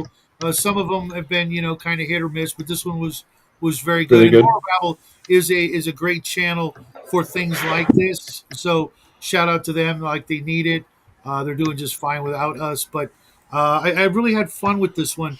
And so you guys got any questions or comments you want to add before we go on to talk about next week? Just a side question: has anyone besides this, while on holiday, or Halloween, have anyone else consumed any other Lovecraft-inspired media? Because I've been on a Bloodborne kick lately. Has anyone else done anything like that? No, I've been playing the video game called Cthulhu. Huh? Oh, nice. I've been it's I do he's kind of a twat, but I do like George R. R. Martin stuff. And he does have a lot of Cthulhu put into it.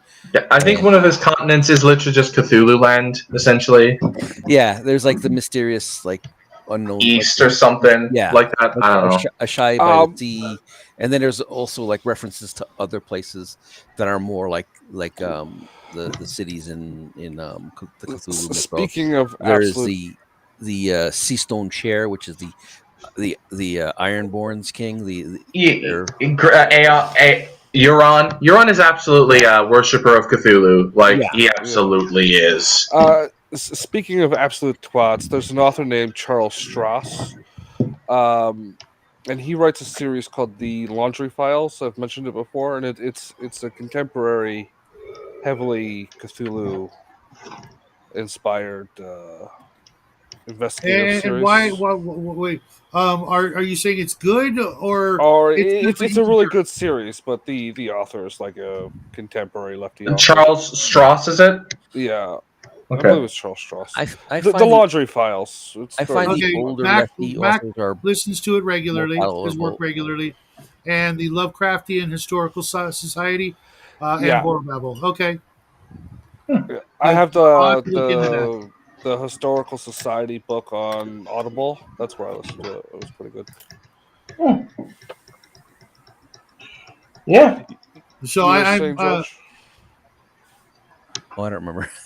I've just been working on my slasher story with Justin. That's the closest I've come to Halloween stuff. But I'm trying to get sort of a feel for Halloween in my sci-fi sort of Western serial killer kind of story. But if you want, it's more body horror and cosmic horror. But maybe if you probably don't have the console to play it. I don't know if you play it, but look up Dead Space 1 and 2. Okay. At least just if you want to get sci-fi in deep space that's kind of Lovecraftian, I highly recommend it. Oh well, then I've got a recommendation for you. I found the Scythonian Stars Traveler H.P. Lovecraft horror in science fiction space campaign book. That's if you try to buy it on drive-through, the only place you can still buy it, it's $69 on drive-through for a printed copy, but you can get the free PDF on the internet because it came out in 2009. It's really, really good. I'll look into Dead Space. Let me write that down in my notes. Yeah. It's an indie game from 2008. Yes, make sure you get the original. They did a remake of the first one. Do not play that one. Die for stupid decisions in that one, where the first one they died because they were in bad situations. There are some, from what I've heard, the gameplay is hit or miss. There are some improvements, some disimprovements, but they changed it for political reasons as well. So the only reason why I have a copy, the only reason I have a copy of it is that I'm on PlayStation Plus and I got it with that. So that's the only reason why I have it. But I have the original on PS3, and it's much better. So it's a PS3 game, you're saying? No, and on PC as well. It's on PC as well. Yeah. I think it's on every platform except Well, every modern P- platform except Nintendo. Yeah. Okay, 'cause I also have a couple of different Xboxes, but I only have a And if you have a PlayStation 1, 360, 2, and you're 4. good. Yeah, if you have a PS3, you're good. You can get it for No, I like probably don't. I 5. I Oh, have PS1, 2, and 4. oh, Uh, if you have a and I've got an 360, then you should be Xbox. fine.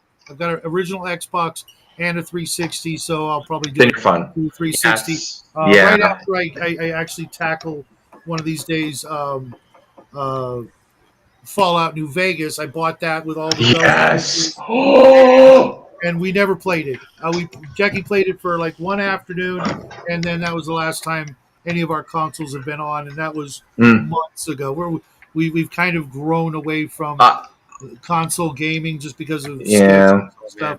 Don't have like It's the time October. I to. really should be playing Dead Space. I have that on Yeah. my Xbox right now. You got Nice. 7 days, bro. Well, 6 days. Yeah. Oh, Oh, there's a I cartoon of Dead Space. Dead Space. Well, you can clear through that in about 20 to 30 hours. Oh, Max saying there's a cartoon, I guess, of Dead Space as well. Oh yeah, the first also film a is movie. very good. Yeah, the first movie is very good. The second one, not so much. Don't bother with the second one. Just there is. Yeah, it's like it went from that really good 2D animation style to 3D, and it's really bad. And plus whereas the first one kind of acts as a prequel to the first game, the second film acts as like an in-between between the first game and the second game to fill in the gaps, and it's just not that good. It really isn't. So Okay. Raven, what are you doing? I sent you the link. We're about to talk about something that we're doing for you specifically because you've always been a good sport here, even when you can't, make it. You're still out there in spirit. I'll give her a minute because next week, normally we would wait 2 weeks, but because next week is Halloween and there's a H.P. Lovecraft story about cats, and we all know how big a fan Lovecraft was of his cat or cat. Um, we decided we're going to read the Cats of Ulthar, I think it is, or Ultar, yeah, old far.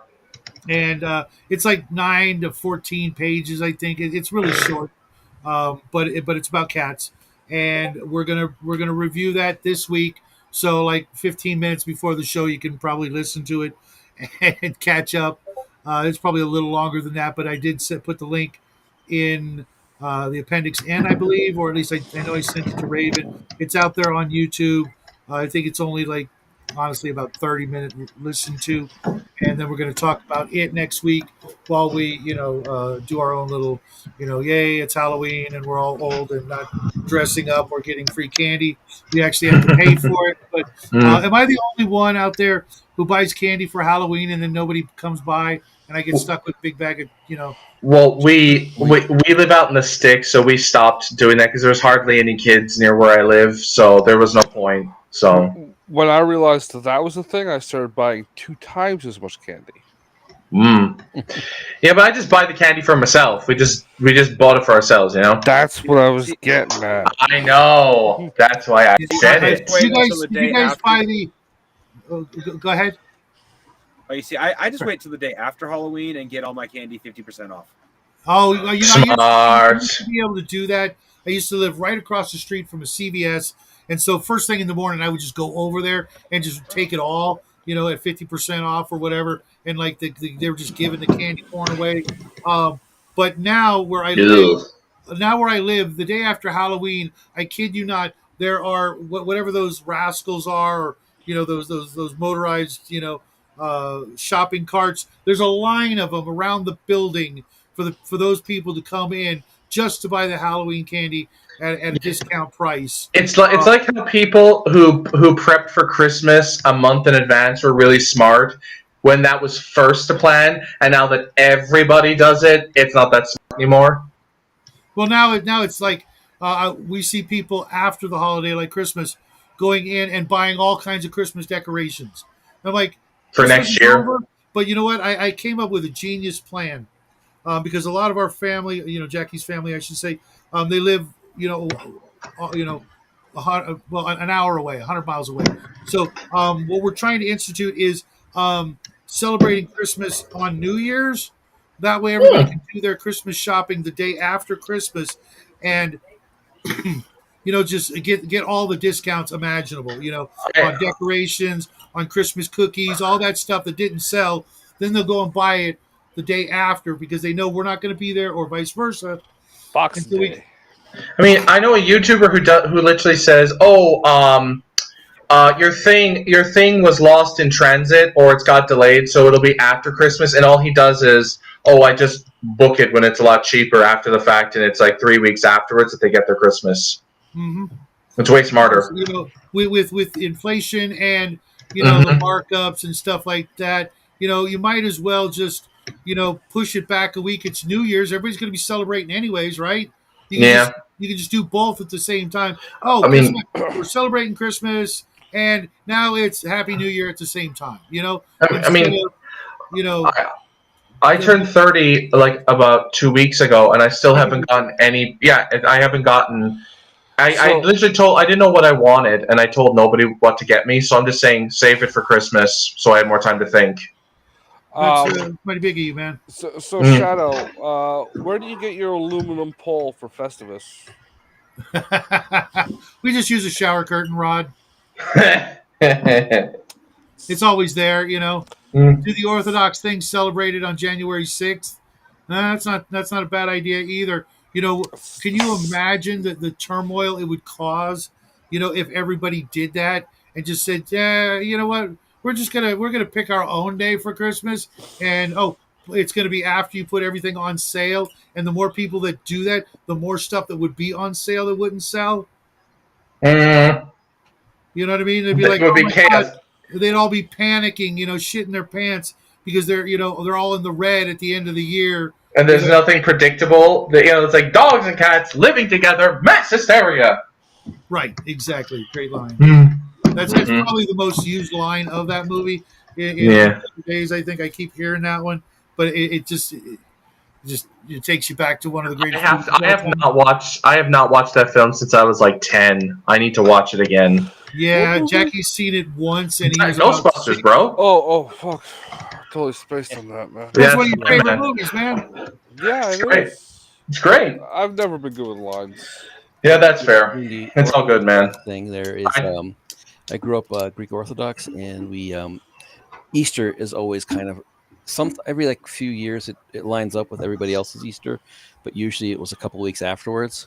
So you would get like the chocolate bunnies like half price. Nice. Yeah, because it's all measured. Because even the Catholic one is inconsistent because it's all measured by the stages of the moon or something like that. I don't remember off the top of my head how they do it. It's weird. Saying, yeah. On the years that it did line up with everyone, you should just celebrate it a week after. Yeah. So, yeah. we speaking preferred of it holidays, that way. Have you guys noticed that the last 2, 3, or 4 years, Halloween has just been like a kind of like almost a non-event? Dude, it's been that way since I was like a teenager, man. Nobody's going out trick-or-treating. Nobody's decorating their yard. The stores have like mediocre items to choose from in the way of costumes and things like that. That's because Christmas to them is more important. Well, it's also like Thanksgiving and Black Friday. Christmas is it's an event for kids, and kids have been programmed into consoles and whatnot instead of phone or whatever, and TikTok and all this other crap. Well, no, because it started way before smartphones. That's true. That's true. Yeah. And what do you mean, not George, Mac? Every year, GH 1 and 2. What's GH? GH. Gun handling? GB? Gangala Van Hala!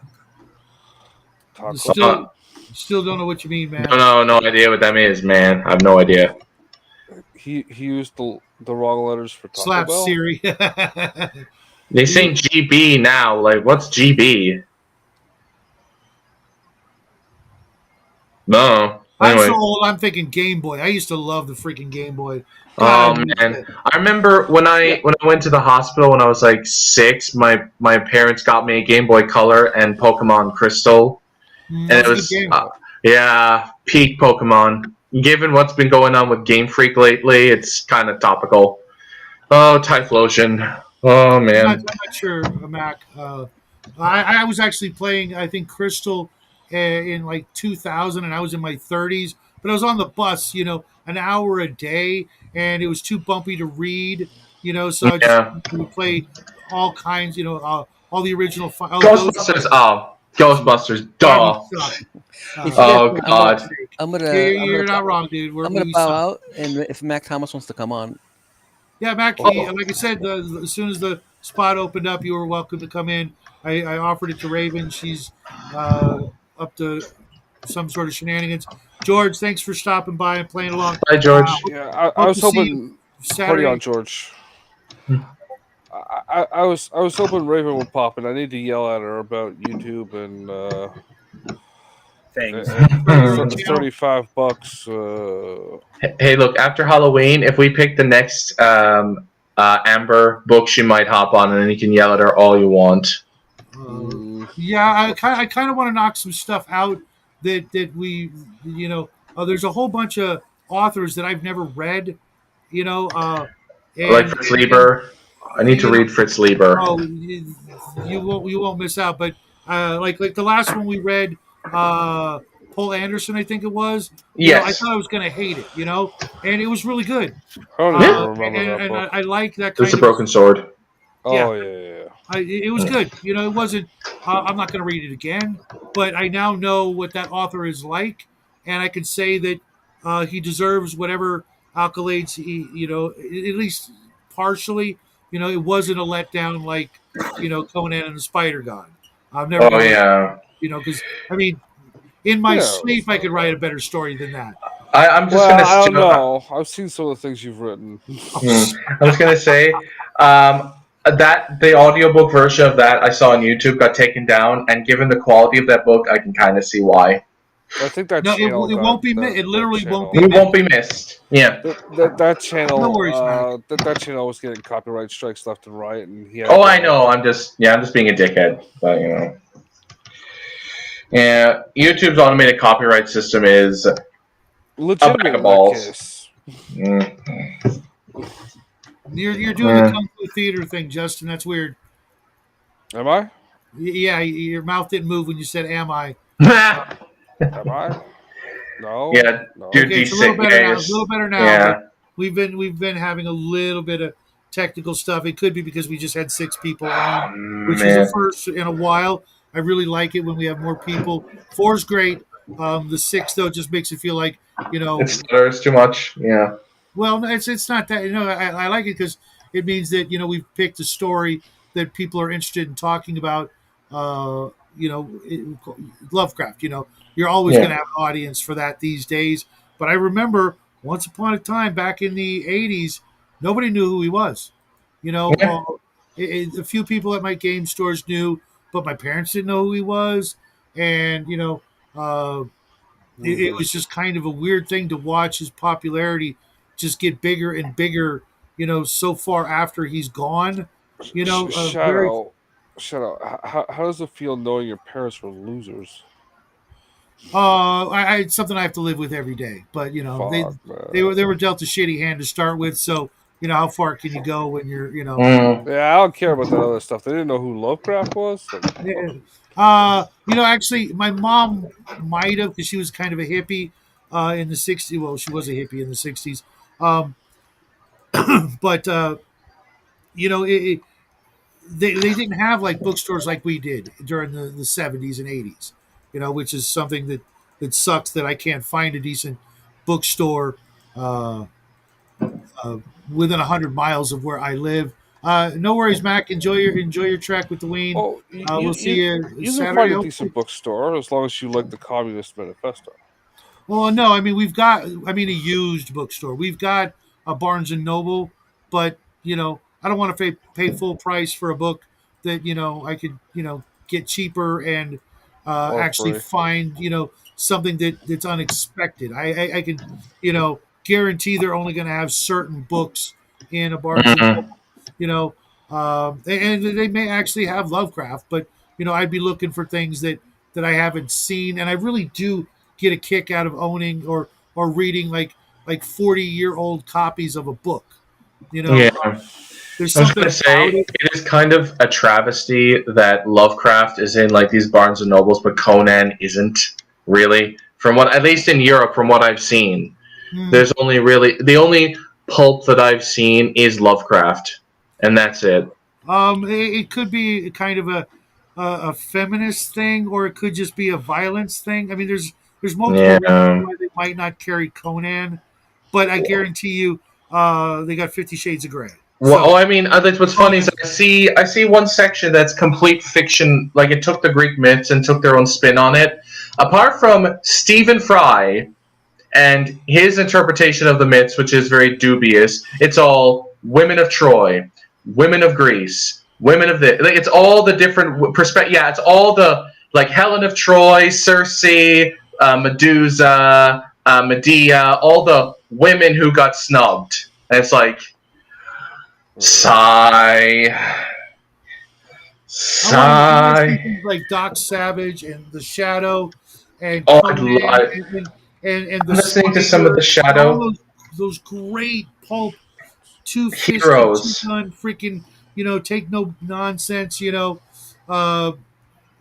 just But Shadow. Have you ever considered that the Shadow should have asked his victims about their feelings? Have you considered that? No, because I have, Why would you? I have a modicum of self-respect and apparently no shortage of testosterone. I have listened to some of the radio shows of the Shadow on YouTube. They are so good. They're so good. Razorfist does a damn good job. I have to watch this stuff on there. Yeah. He missed his calling in the early years. He could have done that, and on that alone become famous. But he went another route. But when he did stuff like that, there are very few people that give it the respect and as much of themselves as they can put into it. He does a really bang up job. His love of pulp is great. I just wish that he would love Conan more than Elric. Conan is got there's a lot of sameness to it, whereas with Elric, it's never the freaking same. It's always one crazier thing after another. Moorcock was standing on the shoulders of Paul Anderson. Howard, and all the other writers of Sword and Sorcery, Sword and Sandals, and he wanted to go and take it one step, if not 12 steps deeper into more magic and more crazy, just heart-wrenching tragedy. Then because Conan's as dark as it gets, it's still pretty lighthearted, except for when Belit dies. It's all pretty lighthearted. Just looking at the other the stack of the books, it's like, well, I'm in book 6, so I know Conan's going to go. He's going to be at the end of book 12 or whatever. You look at the Elric books, and you're like, okay, some horrible stuff just happened, and I got 3 more books of guaranteed more horrible stuff after more horrible stuff. I look at Conan in the same way that I look at Elric as like a Greek tragedy. Yes. And I look at Conan as like a pagan chronicler of a king. Like we're just reciting the things that he did after the fact. Whereas we know it's like how we know Achilles is going to die by the end of the Iliad. We know this. Oh, why did you ruin that for me? I know. I'm so sorry about that. I'm so sorry. Mea culpa. The embargo hasn't been lifted. I'm sorry. Yeah, it's called a Greek tragedy. I mean, yeah. Just saying, Actually, to be fair, it's actually like there's 3 genres in ancient Greece. There's comedies, which are about that. It's from the perspective of people who are unworthy, getting their comeuppance. There's tragedy, where relatable, good but flawed people meet an untimely death. And epic has elements of both of them. and it's way more grandiose in scale than either of them. So the Iliad is more tragic than comedy, but it absolutely is an epic. Certainly. It's so good. Yeah. I may have to reread it again. Well, I won't have to. I mean, I have to for the book that I'm writing. I got my copyright. Yeah, I have the I have the Robert Fagles edition of it, which is considered like one of the best translations. What one is yours? I don't know. It might be on the inside, but it doesn't matter. Translation by Pope. Oh, Alexander Pope, is it? It just says Pope. Oh, okay. I didn't know Francis actually wrote the Iliad. Nice. So next week is the 31st in Halloween. That's a good one. Yeah, We're going to read the Cats of. Author. Yeah. But the following 2-week period will be the 14th of November. Yeah. Wait, aren't we doing next week again? What? Oh yeah, we're doing Halloween, so it will be in a week. We were doing another Lovecraft, the Cats of Ulthar. Yeah. And then after that, we'll go back to the 2 weeks, And it'll and be the 14th. so I think it's your turn to pick something, Shadow. I think at this point. We were doing the Cats of. I mean, for the one after that is what I mean. So since we've already, just give it some thought about what you want to. Well, I'm just going to break out the list here because it wouldn't hurt to, especially for people like Justin and I, knowing what it is, sort of getting a jump start on it. Just saying. I mean, it's only the next book's only 7 pages, so if we know what it is ahead of time, we might as well get the jump on it.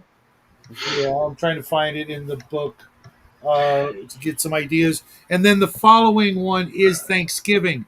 Now, because Thanksgiving is usually a mealtime thing, and I don't know what time it is for everybody, we can skip it, not a problem, because it is Thanksgiving, and, most of us should be spending time with family, but there's a good chance that my family won't be here, and I'll be home, just me and the dog.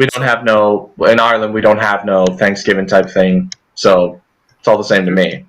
Okay, so we did ours a couple of weeks ago. So. Right. I was going to say, and for some folks, a lot of our viewers are in. What was that, Crafting?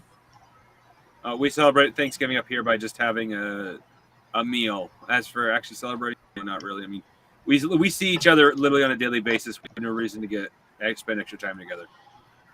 Yeah, you already say your thanks. I'm not sure what to say about that, but that's not the point of the holiday, bro. Yeah, it's to give thanks for one's many blessings, and take stock. It's to give thanks for all the crap that you buy every year by buying more crap. No, there's no actual gift. That's Christmas. Yeah, that's Black Friday.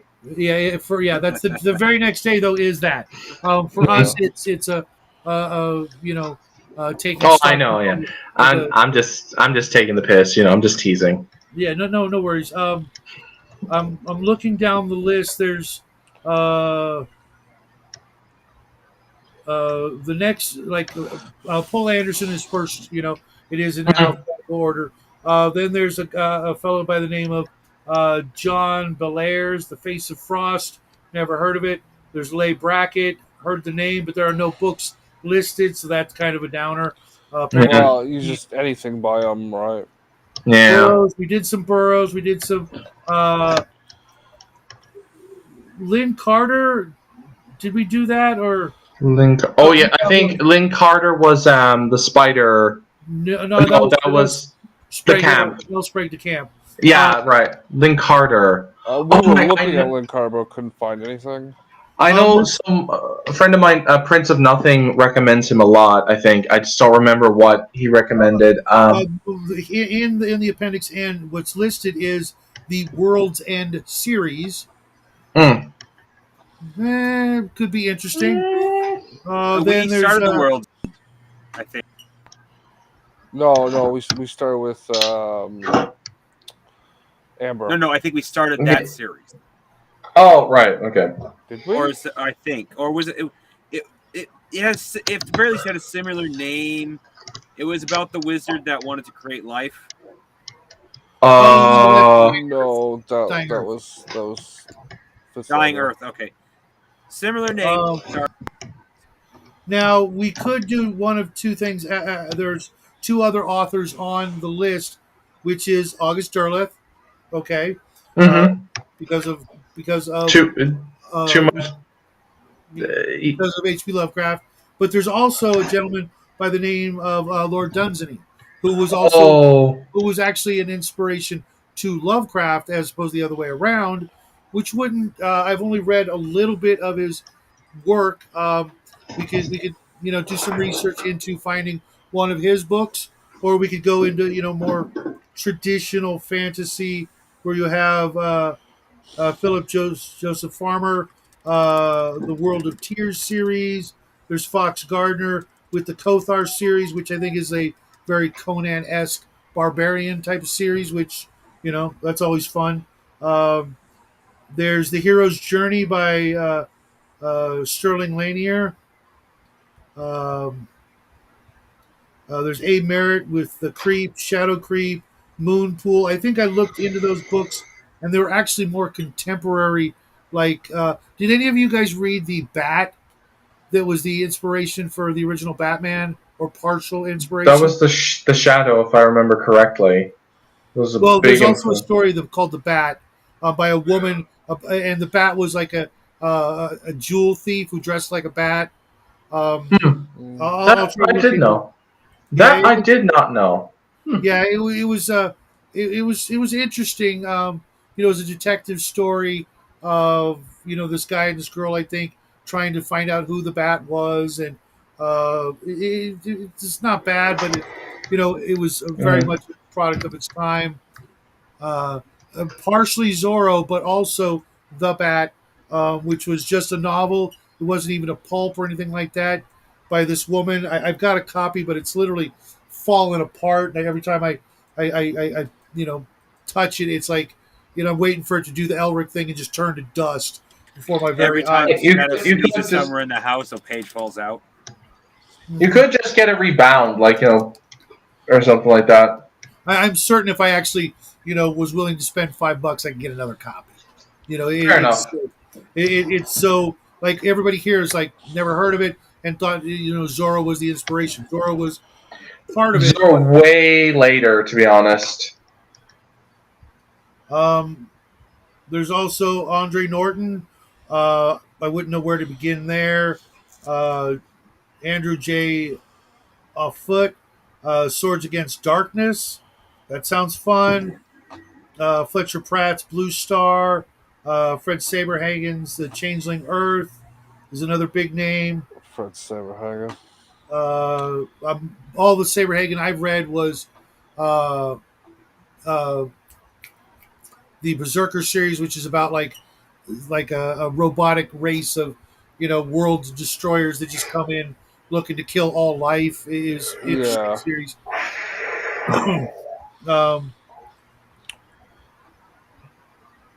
There's Margaret St. Clair, The Shadow People, and Sign of the Larbies. I don't know what that is. No Tolkien, no Vance.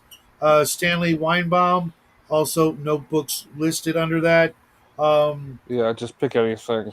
Right, we'd have to go look. I thought The Hobbit was recommended in the Appendix N. They are. We're skipping over Tolkien. Everybody's done Tolkien. When we've done everything, when we've done every author at least once, we'll consider. We haven't done Fritz Lieber, I don't think. We did the Swords and Deviltry. Did you? Yes. Yeah. Oh, I missed that one. My bad. Okay, I wasn't aware. Fair enough. And then there's only a couple left on the list. Wade Manley Wellman. I actually read one of his books. It was pretty fun. It was very lighthearted D&D style kind of thing, and I could see how that was an inspiration. And then Jack Williamson, and of course Roger Zelazny. So there's only about a dozen other authors that we haven't touched on. I'm going to go through uh, these authors between now and next week so that we can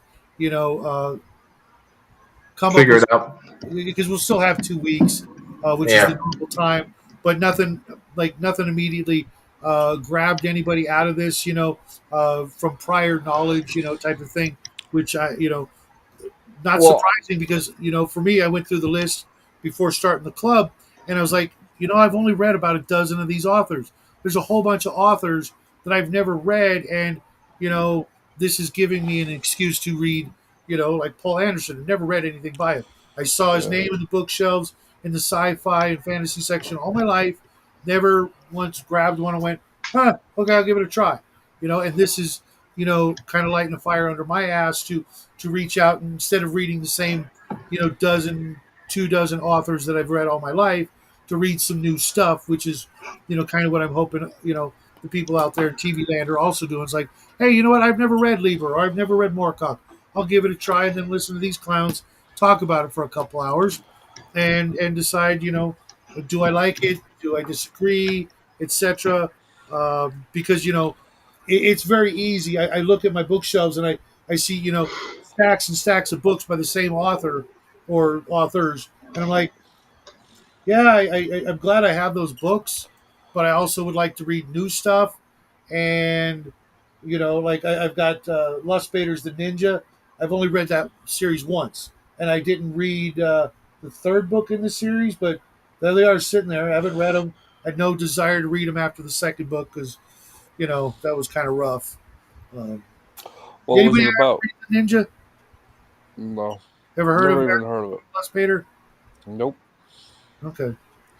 He's a highly was a very popular author for a period of time, and it was well written, but some of the stuff was a little at the time I didn't want to read about another dude doing another dude, even though it was like Crafty's always saying it's a a violent power thing, which it was, but it's like still don't want to read about it, That's odd because you film it a lot, though. yeah. You walked into Don't want to take that. my work home with me, I guess. I don't know. Jeez. But there's a lot of great authors out there. I'm looking at my my Sherlock Holmes collection, things like that are not on the list. That when we get done with the list, we can start branching out and making our own addition to it. Oh, yeah. Because I can guarantee you, Gygax and Arneson probably read some Sherlock Holmes. And if they didn't, actively, or consciously realize they were trying to teach kids and players alike, a little bit of deductive reasoning, they kind of missed it. You know what I mean? Yeah. Uh, when you're in a dungeon or the referee is telling you things, you're actively engaging that part of the brain where you're trying to figure out what he's saying as in the referee without just blatantly telling you it, right? Yeah. When especially when the GM, especially like when I'm playing with Bo, sometimes he has to turn the freaking camera off because he knows I'm just like, okay, I know what you're doing here, So he's like, oh man, I got to turn the camera off because Shadow's going to know, you can't poker face it, you know what I mean? Which is a skill you definitely need to learn if you're going to be a good GM. You need to be able to, not lie to players, but lie through omission, kind of. It's like, oh, I didn't get to that detail yet. Oh, you asked about that detail. Now I'll tell you, and act like it wasn't already in my head. You're like, oh, well, what kind of shoes is he wearing? Oh, now that you mention it, he's wearing this, which happens to be the shoes that you would expect the murderer to be wearing, and lo and behold, he just happens to be wearing the same kind of boots or whatever. You kind of got to trick your players, but not trick them, but kind of Lead them. yeah, definitely lead them into thinking the right things or the right way, or pursue a certain course of actions so that they get the clues that you might be slipping in without just handing it to them or giving them the worst mechanic of all time, the perception roll. God, Oh my god, that's the laziest rule I've ever heard. They never mind the fact that if you actually reverse engineer 5e, the fact that the elf has the perception skill, you can easily say that was just the original designers used that gave the elf that ability to detect hidden doors. It's just a reference to old school mechanics for secret door detection. It's not open the door, I roll a check, and you reveal everything to me. That's stupid. Yeah, I like. Well, Oh, I would say if the player's doing that, it doesn't matter how high they are. If they aren't actually trying to look through the room, they automatically fail. Because if you just open a door and look into the room, you perceive an empty room. Yeah. You open the door and you see darkness because there's no light in the room. Or well, you know, you can say, oh, you see a table, you see a chair, and a bookshelf. Well, what's on the bookshelf? Well, you got to walk in the room, and then I can go through and make up 100 names of random books, which is a pain in the ass. But it really should do it. You know what I mean? Because every time I've been in a library under somebody else, oh, there's nothing of value. Excuse me? There's nothing of value. How do you know what I value? Mm-hmm. You could make up 100 random book names, and I'm like, oh my gosh, tell me more about this book. And then the DM's just like, oh dear God, you know what I mean? But that's the way it should be. If there's a cool book or 100 books on the shelf. Now that's one thing that AI is going to be good for is like, okay, I made up a book name and just give me a synopsis of what this book is. That's a really good point, Justin. Yeah. Or another quick way to do it is if you have some books right next to you, say like I do, I have quite a few actually. You can just go like say, I do a perception check. What do I see when I flip through some of the books? This one tale talks about a man. Like you will use Shadow over Innsmouth. He's wandering aimlessly through the world, finds his ancestral homeland, and slowly goes mad and realizes he has to return to the cyclopean depths of the sea. And then they pick up another book, say, you basically read through the Iliad or, Conan. You basically just give very brief synopsis of these stories without saying that they're these stories, just to save time. Yeah. Yeah. But when it comes to the perception, that's not a bad idea either. See if they're paying attention. It's like, oh no way, I found an H.P. Lovecraft book. Awesome. Yeah. If they get the reference, they're so happy. They're so happy. I know I would be. Mm-hmm. That's a really good idea, both of you guys. I'm gonna have to think about that before I put any more libraries in my games because I will at least give the subject or like, okay, there are a bunch of books on cooking. Okay, all right, fair enough. All right, do you want to carry around 50 pounds of cookbooks? Some players are going to be like, yeah, because they're at least worth a gold piece apiece, and okay, right. But then when you find the actual 50 gold, what are you going to rather carry? 50 gold pieces or 50 pounds of books? Or 500 gold or whatever. You see my point though. Yeah. Well, so in our game, I've got that box, and it's about this big, right? Shadow. Right. It's about this big, right? I'm gonna put some wheels on it, the handle. Oh, I've got a box to hold it. Oh my god! I gotta put some wheels and a handle on it. Just make it into a little toy train, No. Like a luggage. Like luggage. Oh yeah. So you just drag it behind him. us. The combination is 1, 2, 3, 4, 5. No. I'm a traditionalist. It's 1, 2, 3, 4, 5. And you know what the funny thing is? Enemies will no longer be surprised because you're making so much goddamn noise rolling that thing through the fucking dungeon. Mm-hmm. But that just means more encounters. I used to be this magic item called the Phylactery of Monstrous Attention, right? You know what it is? Anybody it attracts monsters, I would imagine. Yes, it is. My players would actually buy them and put them on. So it's like, yeah, we want random encounters. We want more monsters. They would make noise and do this stuff. It's like better them come to us. That way, they all come to us, and then we know that most of the rest of the dungeon's empty. they'll You fireball. can also, and you can bottleneck them and stuff, or have them go down a corridor. People would be in other rooms, and once they go down to meet some people, you flank them from both sides and just squeeze them from both better ends. yet, a lightning bolt down the hallway because they're all Yeah, because it'll reflect. Yeah, you're right. That's a good point. or it'll go. The lightning bolt will go straight line, zap, zap, zap, zap, zap, hitting all. Of them. Or you put a bunch of oil on the floor, make it slippery for them, and then you light the whole thing on fire. With a fireball. Yeah, exactly. I would be careful with the fireball because fireball has volume, and if the volume it can kick back onto the players if they're not careful. So I didn't ask how big the room was. I said cast fireball. okay, well, fireball has 33,000 cubic liters essentially. The room only has 27,000 cubic liters, so about 6,000 of that belches out, and you guys are right by the door. Make saving throws, please. I was standing off to the side. Doesn't matter. Those are 10 foot by 10. Those are 10 foot by 10 foot by 10 foot cubes, and they stretch out for about 30 feet in both directions. You won't make. There's no cover for you to hide behind. Make your save. You had better been at the other end of the hallway. No, they wouldn't be able to see into the room. Is the problem? Yeah. So.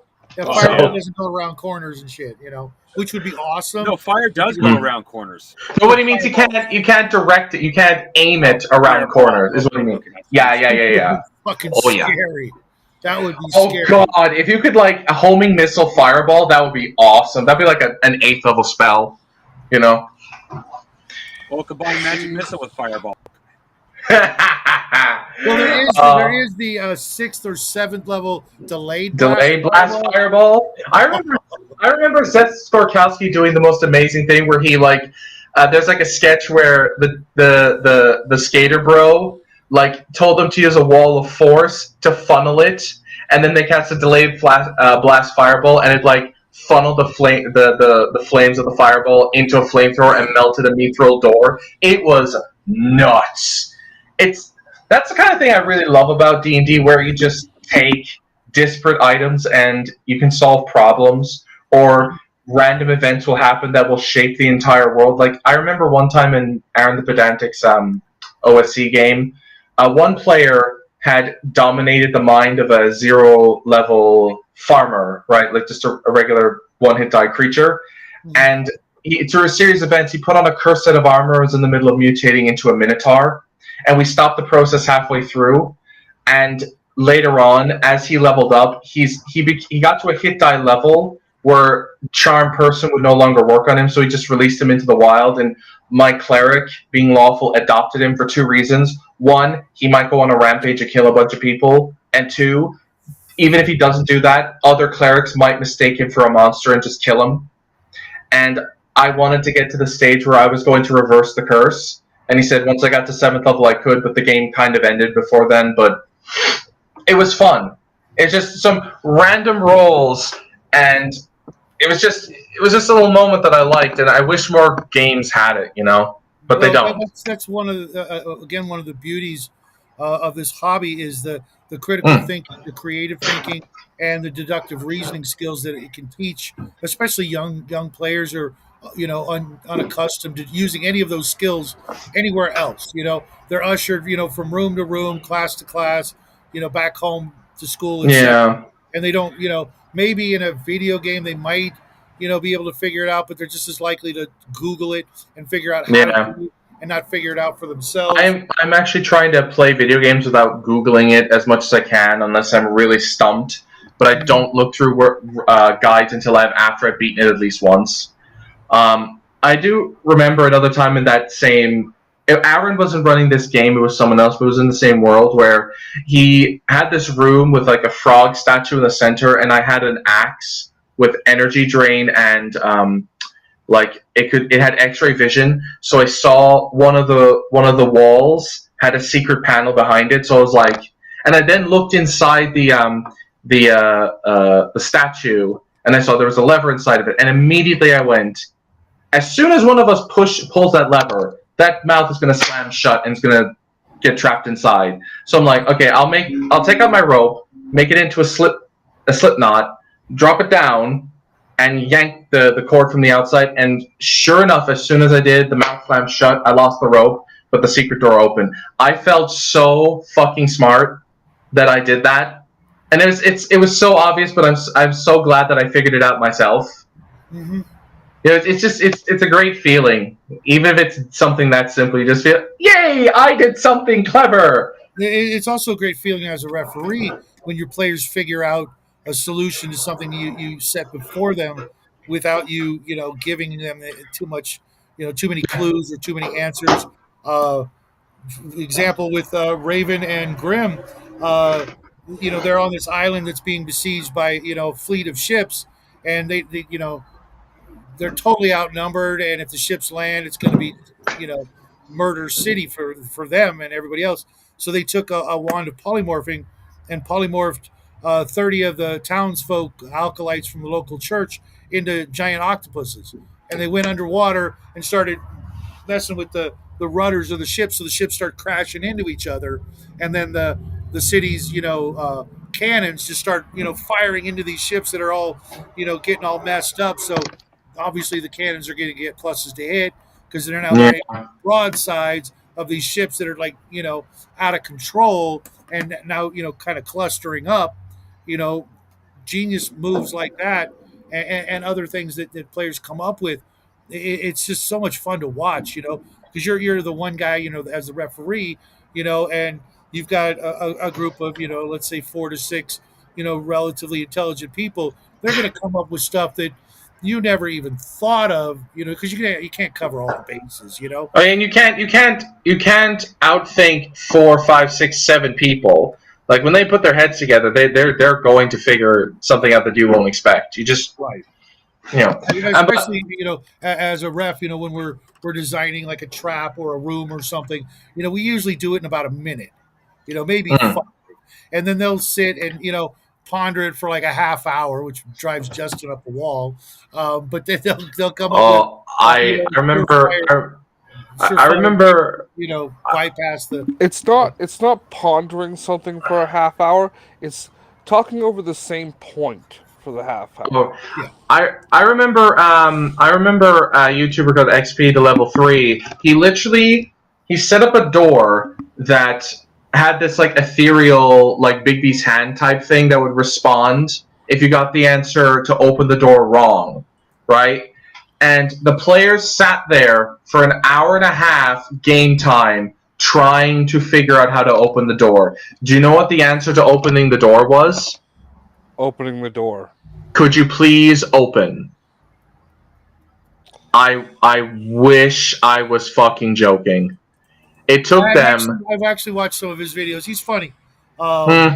He can be, but it's. I'm just glad I don't play that kind of game anymore, and I'm very grateful for it. Yeah.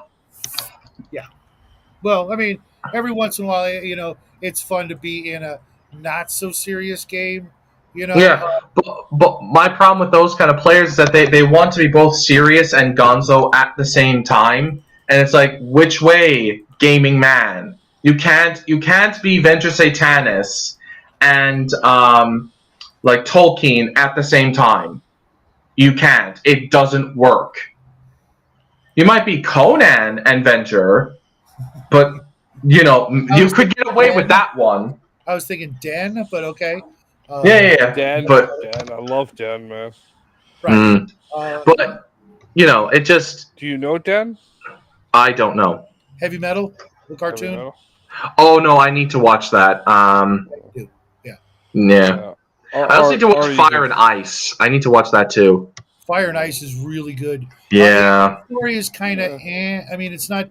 It's not too highbrow. It's It's not supposed to be. It's barely a step up from cavemen or Vikings. So it's not a lot of high stuff. But the art is I've seen it. It looks so good. It looks so good. The scene where the girl is hiding in the log is like the scene from The Creature from the Black Lagoon, where the woman is swimming and the cameraman is looking up at her in black and white. It's just pure art, just of the highest caliber.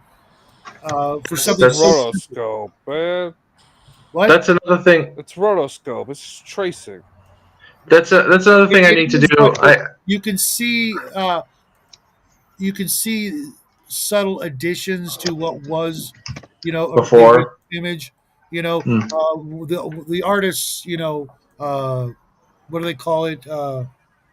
Artist interpretation or something like that, where they Poetic license. the little things that they add to it made it, because if you were to actually get the footage of the unanimated scene, you'd probably be like, okay, but then he turned it, It's available out there.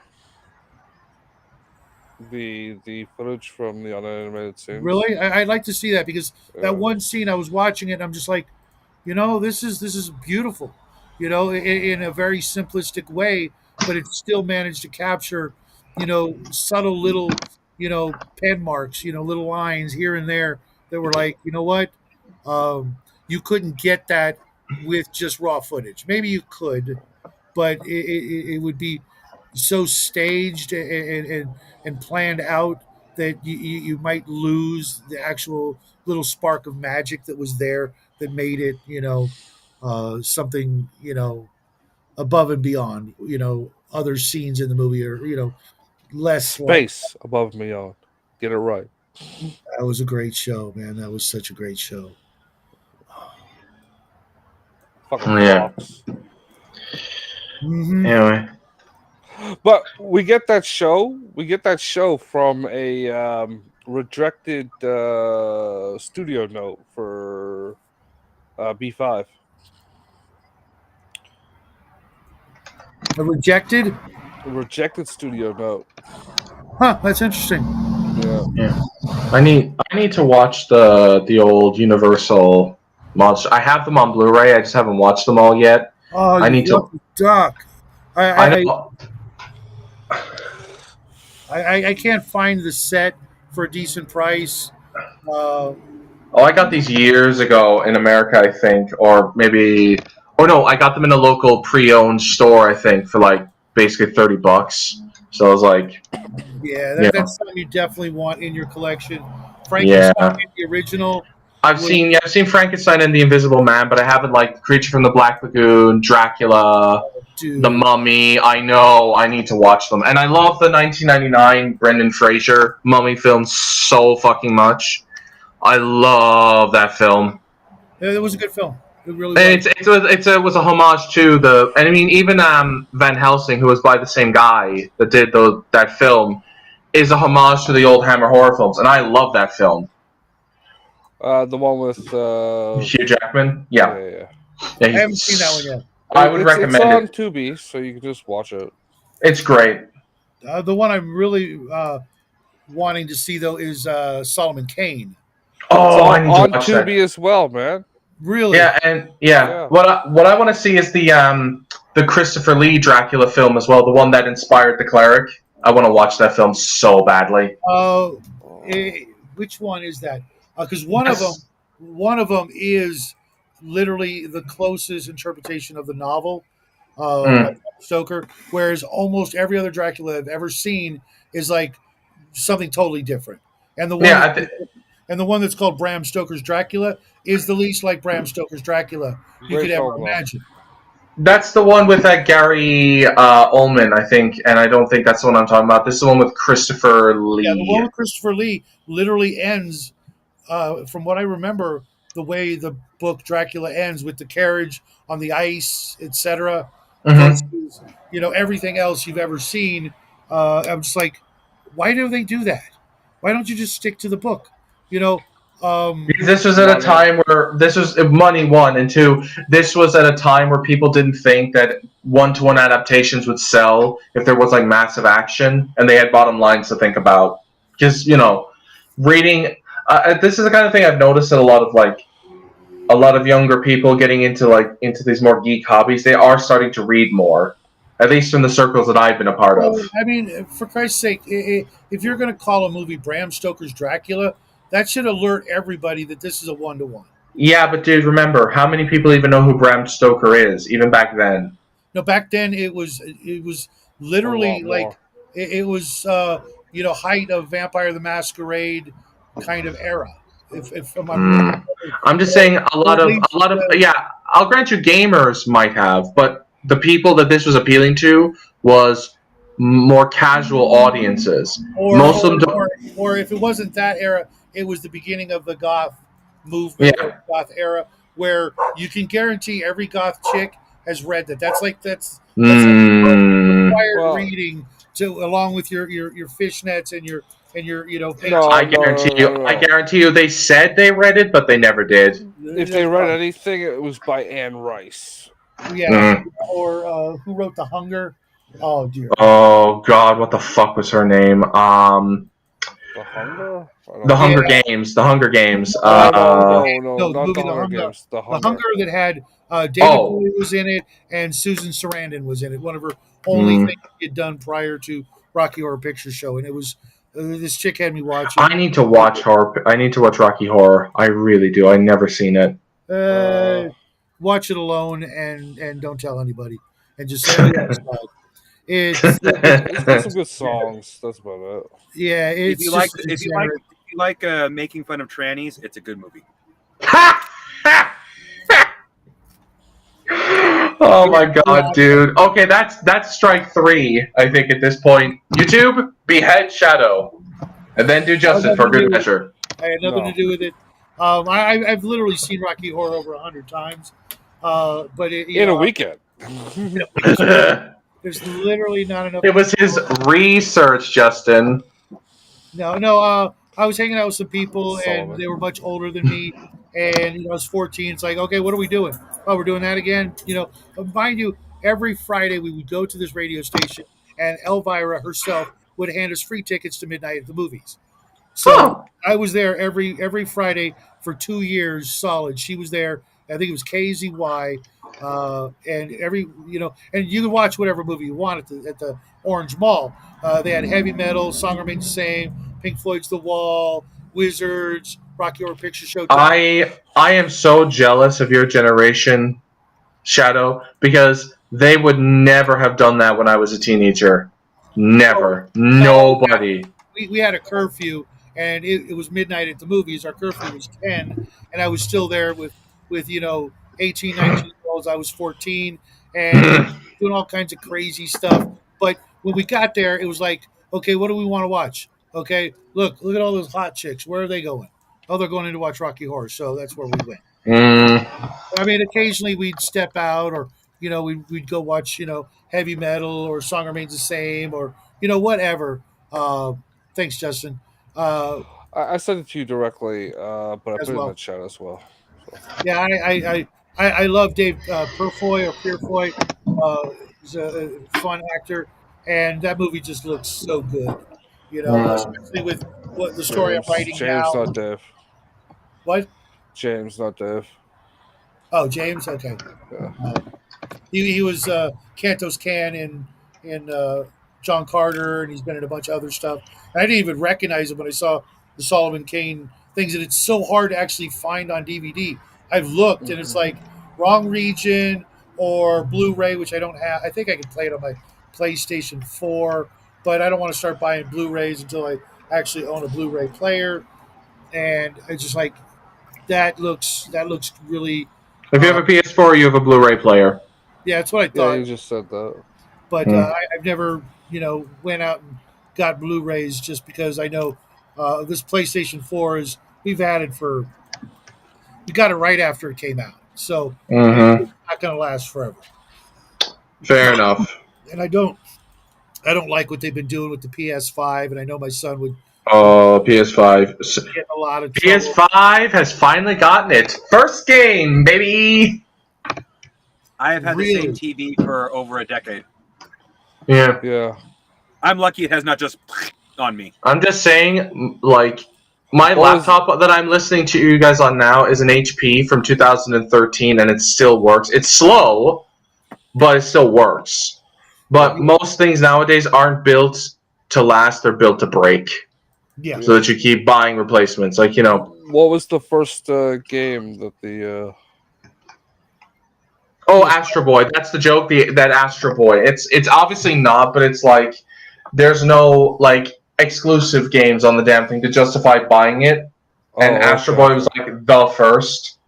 And it looks fine from what I've seen of it, but it's people overhype that game, and I mean the PlayStation, the Sony ponies have to whinny at whatever they can get their hands on, I suppose. So. Yeah, I thought they would have tons of games by now. I remember when. No, this isn't the PS3 era anymore. Video game companies don't want to make games. They want to create franchises and make one game for them, and then make the movies and the T-shirts and the toys and the. Well, it's also like it's Sony hasn't been buying studios and maintaining that network where Microsoft, like, they've bought up like half the industry in the last couple of years. Yeah, well, I'm moving on to PC hopefully by Christmas and playing all the old games and stuff. PC is Shadow. generally the more stable market to be in. Well, yeah, that's because they have more backwards compatibility. There's better archivability of stuff. Oh, Shadow. Here's another Lovecraft game if you can get it. It's on PS2. Silent Hill 2. Well, I hadn't actually played all the Silent Hill games. Yeah, Silent Hill 1, 2, 3, and you could argue 4, but I would say of the first 4, 2 is probably the best. Apparently, their remasters are pretty good too. No. Did anybody here ever play Parasite Eve? No, I've been meaning to though. Okay, that one's very Cthulhu-esque. Yeah. But I've played so few video games in the last 5 years. It's. I mean, there's also Resident Evil 1 to 4. Those are good games. I'm just on an old school kick with video games now. I'm getting really. There's a lot of great stuff. That If you don't demand top-notch graphics, I don't care about graphics. I care. I actually more like, you see, here's the thing with top-notch graphics. As soon as the next graphically advanced game comes out, the old ones will become instantly the ones that focus on photorealism. The next game that is more photorealistic instantly outdates the other ones. But like games from like say Final Fantasy IX, which has its own style, will be forever appealing because it's its own thing. Like I prefer. I enjoyed a lot of the Final Fantasy. I stopped at 10. The ending kind of bummed me out. Yeah. And then I got the 10 plus or whatever it was. 10-2, yeah. I'm like, wait a minute, I've already done all this. I know how it's going to end. It's not one of those that I'm going to go back and want to play because of the ending. Yeah, 10-2 was the first Final Fantasy I ever owned when I was like 8, when I got my first PS2, and I got Sonic Heroes as well. But 10-2 wasn't the first I played. I think that one was 6. See, I played like all the originals on the Game Boy. And yeah, fair enough. I'm talking about the PS. And those graphics were crap, but the story was great. It was like, wow, this is. You want good story in a game? You want to play the best game ever made, Duck Hunt. Yeah, and then you get to shoot the fucking dog who is always laughing at you.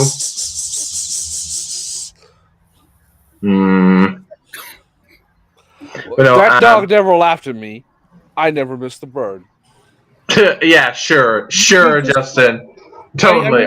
Justin, are you aware you just did a Muttley? What? You just did a Muttley. Yeah. Okay. Just checking. That was what the dog did. Wait, yeah. Well, he wheezed. He wheezed more than he hissed, but it's close enough. I'm going by my memory of hearing it maybe once in 40 years. Fair enough. You know what? It's still one of those things. Dan Bongino uses it whenever there's something that's worthy of that. He'll give it 1 or 2 Muttleys. And I'm just like, man, all those callbacks to such great things that so many people are just never going to get. They're never going to get Yeah. to experience it. They're never going to get to see it. That's why doing this show I really enjoy it because you know a lot of people when they're looking for a review on a book, they'll see like a 20-minute video, and they're like, okay, Hmm. I'll read it. But when the few people that which isn't really a few, it's sometimes 100 more people to watch one of these shows, they'll be like, oh my god, these guys get it, or what are they talking about, I think these shows are too convoluted for people to ever get use out of the review. Well, we've been doing pretty good, the last couple of ones, sticking to the thing, the first hour and a half, 2 hours, and then divulging into whatever the hell we want to talk about. Um, Uh, I called Doutsies on that. I was oh, here. I what? remember. I called Doutsies. Oh, Doubtsies. I've never heard that before. Uh, Yeah, I called but Doutsies. that is one of the other things that I like about this show is we've got right now we've got two guys from the States, a guy from Canada, a guy from Ireland. That's got to have some value in I don't believe Dark Hibernia's in Ireland. I am. I don't believe you. You can believe whatever you want. I am. well, I think it's your I lack of accent. I think he's no, it's not that. He's able to string two words together in a coherent level of soberness.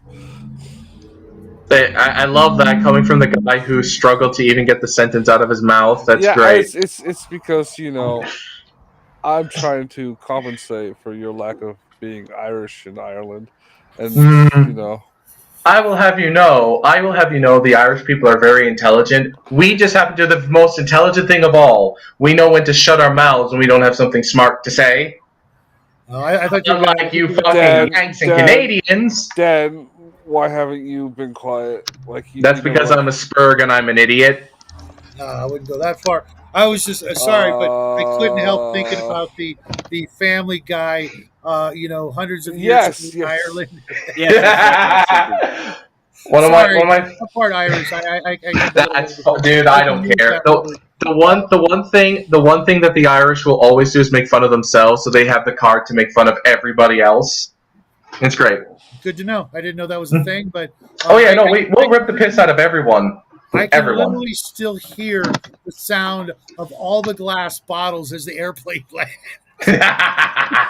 One of the funniest ones is in The Simpsons, where they're on the cruise and the two leprechauns are just like squaring up around each other. Yeah, okay, yeah, I remember that. Yeah. But I don't believe it because you're not sober, man.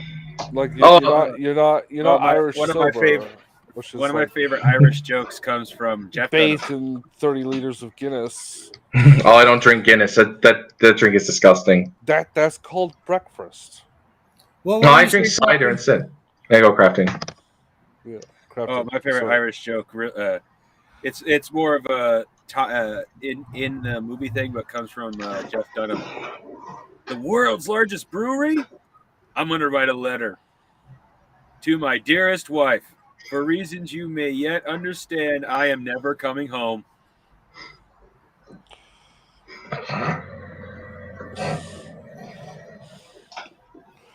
I didn't see that.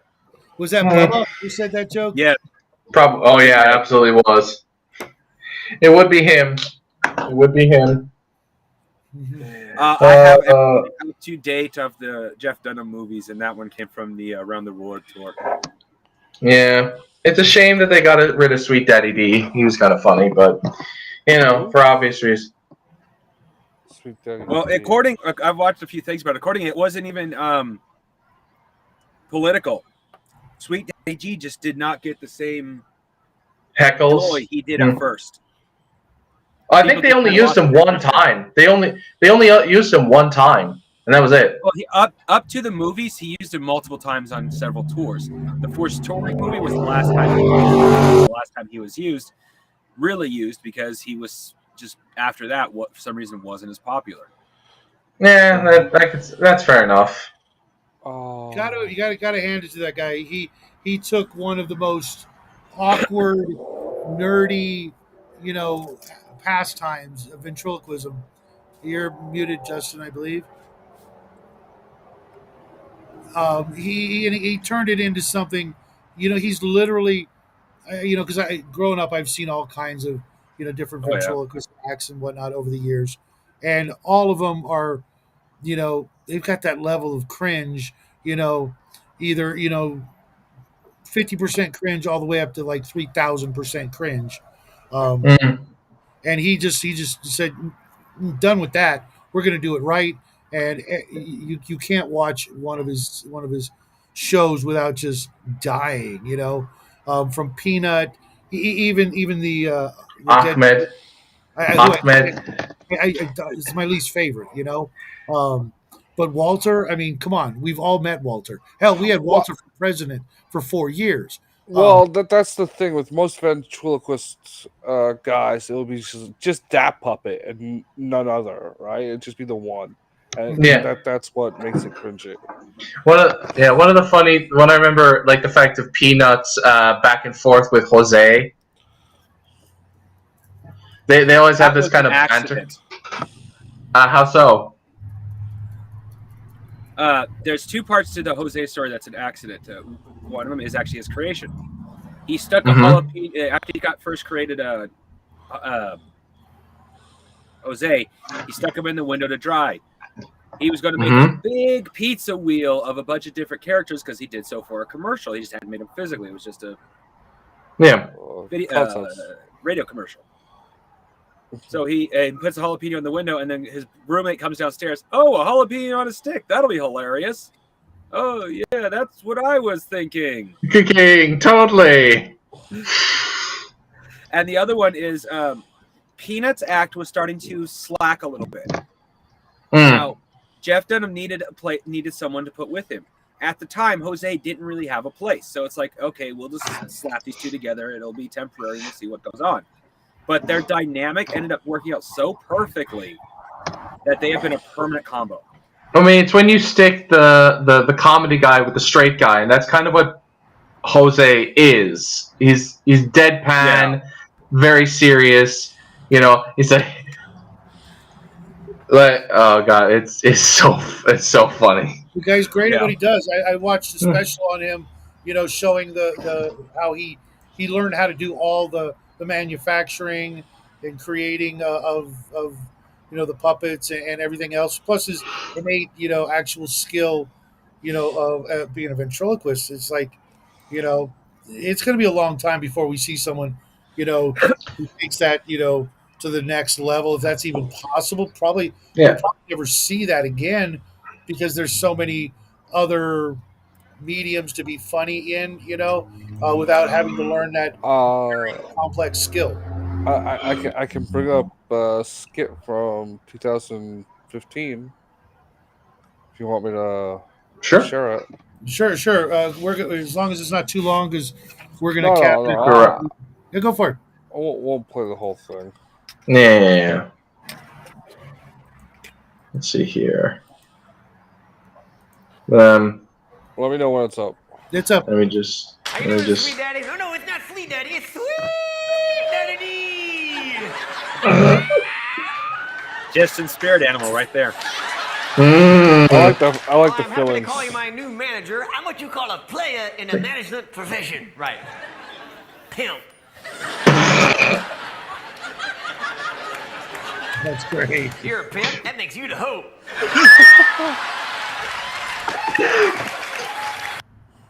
I love that. I love that.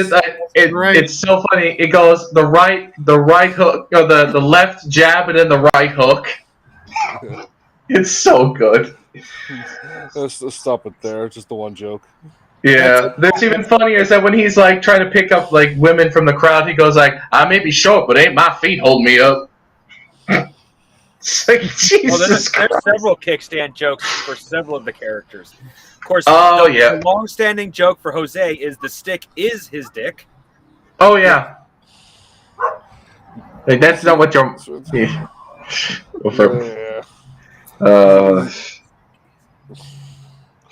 Like, it's very, we'll say, like, stereotyped or milquetoast, but it's still the skill is what compensates for it, Or remember when Jose and Peanut were together, and then Peanut gets a little Jeff.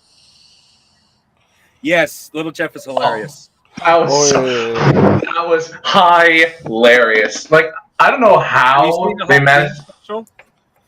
Oh, he's got his own mirror. Have you seen the Halloween Oh special for Jeff Dunham? no, I don't think I No. have. I don't think I I have. won't directly spoil it, but they bring back Little Jeff. Oh, that's great. Little Jeff was great. That was. Well, I bet you he's a cool dad too. I saw that It's, video. I think his sons were running around real little and stuff. it is a shame that he got a divorce with his wife, but you know these things happen. Yeah, I can kind of see it. I mean, Hell, he got a second wife and got two boys from her instead of girls. So Yeah, there was even a joke that that Ahmed did when they brought up the gay son, and he's like, how is that? Was the judge listening? It's like, yeah, you did a good job, Ahmed. Good. I hope he helps you. It's like, actually, the judge is a woman, and then the son just goes, "You're fucked." It's like, God.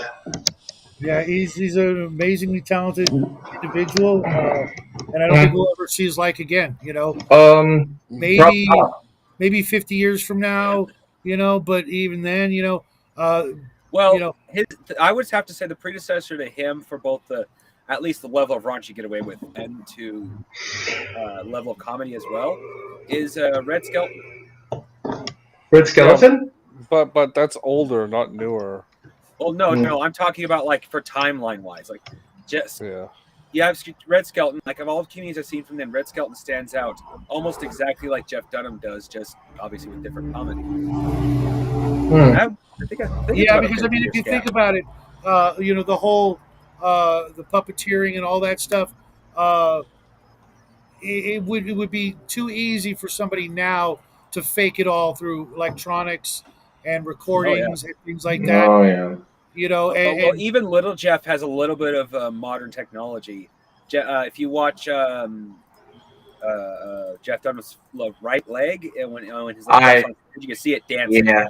I was literally thinking. Yeah, That's I was always actually been a marionette thing, though. I was literally wondering how Jeff did, and then as you were talking, I was like, he was probably using his feet. You know, it's like, yeah, but you know, I've seen those movies way too many times. Yeah, I haven't. So if I did, I probably would have picked it up eventually. I'd be like, oh yeah. What do you want? But yeah. Well, so the next book is Cat of Ulthar. Yep. Right. 1 week from tonight, and if one of you guys want to find it and put it in the thing, yeah, I'll do that. Raven, I'll just recopy it and post it. But it's there. I'll do that. I'll do that. And even though it is Halloween, you don't have to come in costume, guys. But you in the audience, you all have to be in costume. Well, I am in costume. Just look at my avatar. There you go. I am a Death Knight. I am a Death Knight. Yeah, and I already know what Justin's going to wear, so it'll be the same thing as last year. Yeah, yeah. The scariest thing of all, his birthday suit. Oh dear God! Don't give him ideas. We don't need Cthulhu to rise just yet to kill us all. There, I flashed you. Unfortunately, I wasn't looking, so you know I'm grateful. It was below the camera line. What do you want? You came out here to see me, and now you want to go back inside. You are annoying. Dogs are temperamental like that, my dude. So I don't know what to tell you. He just wants attention, but he also wants to go inside. And what it is he wants me to go inside with him, which is I'll let him in. Yeah, he'll come back out. And then he comes right back to me. He's like, "Oh, okay, thanks, but I want you to go in with me. I don't want to go in by myself because everybody else is in their own room doing their own thing." And he knows if he goes in there, it's just like, well, everybody's ignoring me except you, but you won't come inside. I don't want to be outside. He knows the sprinklers are coming on any minute. So. Or here's the horror babble version, if you want. Okay, that would be great. Nice. That would be There you go. He did a great job. You know, I've watched his stuff before for other things, and it had nothing to do with Lovecraft. I came across, you know, I forget what it was, but it was like, okay, this guy does a good job. And here comes the dog again. Oh. But yeah, this is Sir, good. do you paint miniatures? Right. DK, do you paint miniatures? Do I paint miniatures? No. I want to, but no. It's I not got a hard to challenge do. I want to see about doing up this coming year of. I like one of the things I seem to like to do is I say cheap Gundams because if you look online you can find cheap Gundams, especially if you look for instructions not in English, but they don't need to be in English. You take a Gundam, and in this case I'm thinking Warhammer 40k, probably warped by one of the Chaos Gods. Uh-huh. So That would be the challenge. take a Gundam and make a robot. So basically a Titanite that fell to chaos? I think they already did that. Oh yeah, but no, Yeah, this is but- specifically under Gundam or something Gundam-like, or at least something that looks like it's from the Gundam universe. Fair enough. Yeah, so, That- so like, that- do So a if you have a 3D conversion. printer, that works too. Lots of milliput or green stuff to make tentacles, and you're good to go. Yeah. I'd love to see one where you turn the face into like a mind flayer with the tentacles hanging down over the robot head. That would be kind of cool. I mean, you Well, could. at that point you're tyrannying it out because there's a lot of tyrannies that have that exact. Oh, okay. Aesthetic, yeah. Yeah. But you could do that anyway. Oh yeah, I'm just I've got a stack of like 4 Gundams I've gotten over the past couple of Father's Days and things like that, and I haven't touched any of them. I just don't have the time right now. Well, well, not to sound too greedy, but if you're not too attached to them, I'd be willing to buy one from you. I can't do that. The boys surprised me with Father's Day gifts and things like that. and you can't sell them. Well, the thing is around here, gifts are very, very loose. Oh, I gifted you something, and then you turn around and sell it. Did you make money off it? Awesome. That's cool. It's like the Japanese. It's like the Japanese system of gambling. You get a bunch of crap, and then you go to the next building and you change it for money. Well, most of these occasions were absolute shocks, because he'll wait. He's like really good at being sneaky. I was like, I figure, I assume he didn't give me anything on lunch. It's no big deal, if I want to, I'll just buy it. But then he's like, oh, guess what? Surprise. And he, hands, on my birthday or, Father's Day or something. It's like, oh my gosh, this is freaking awesome. I'll never get a crappy tie from him. Is my point. All right, I'm gonna check. It's like 4:00, and I'm starting to fall asleep. So yeah, we were gonna only go for another 3 minutes, DK. Yeah, I'll see. Yeah, it's all good. Appreciate it. We'll see you next week, man.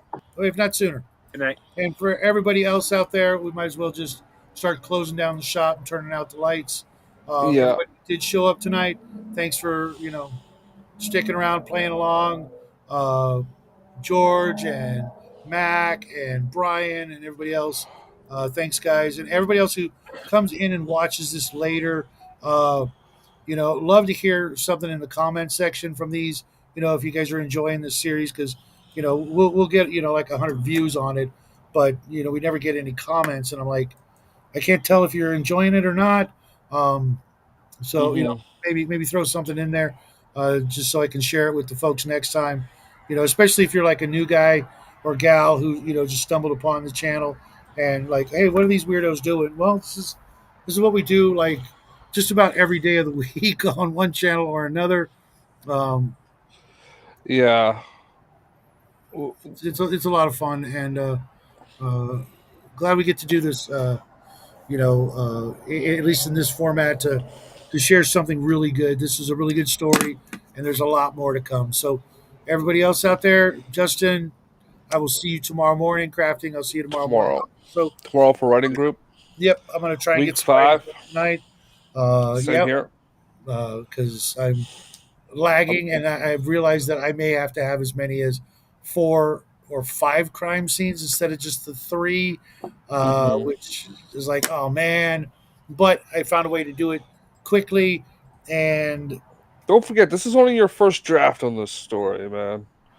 But I want to have something when it's done at the end of this week, that you don't you're not reading something that's full of plot holes and mistakes and clear meeting of massive revisions. I like the idea that I obviously it's going to need some tweaking here and there and some fixing, but I don't want it to have big old freaking giant Swiss cheese holes all through it. That just like whoever Yeah. does read it between now and then is like there's more recommendations and critiques than there are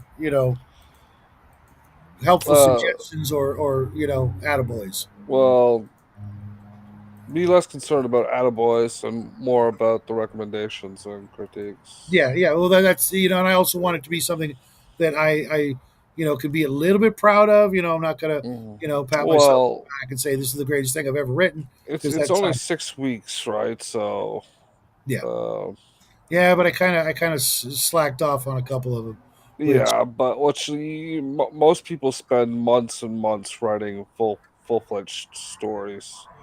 So like that's why I was saying, don't worry about it. It's more about getting the first draft complete. Then you can pick through it later and add to it and fill in the potholes and whatnot. Okay, All right, that's guys. tomorrow. Party on. See you tomorrow. Happy trails, crafting. See you, everybody.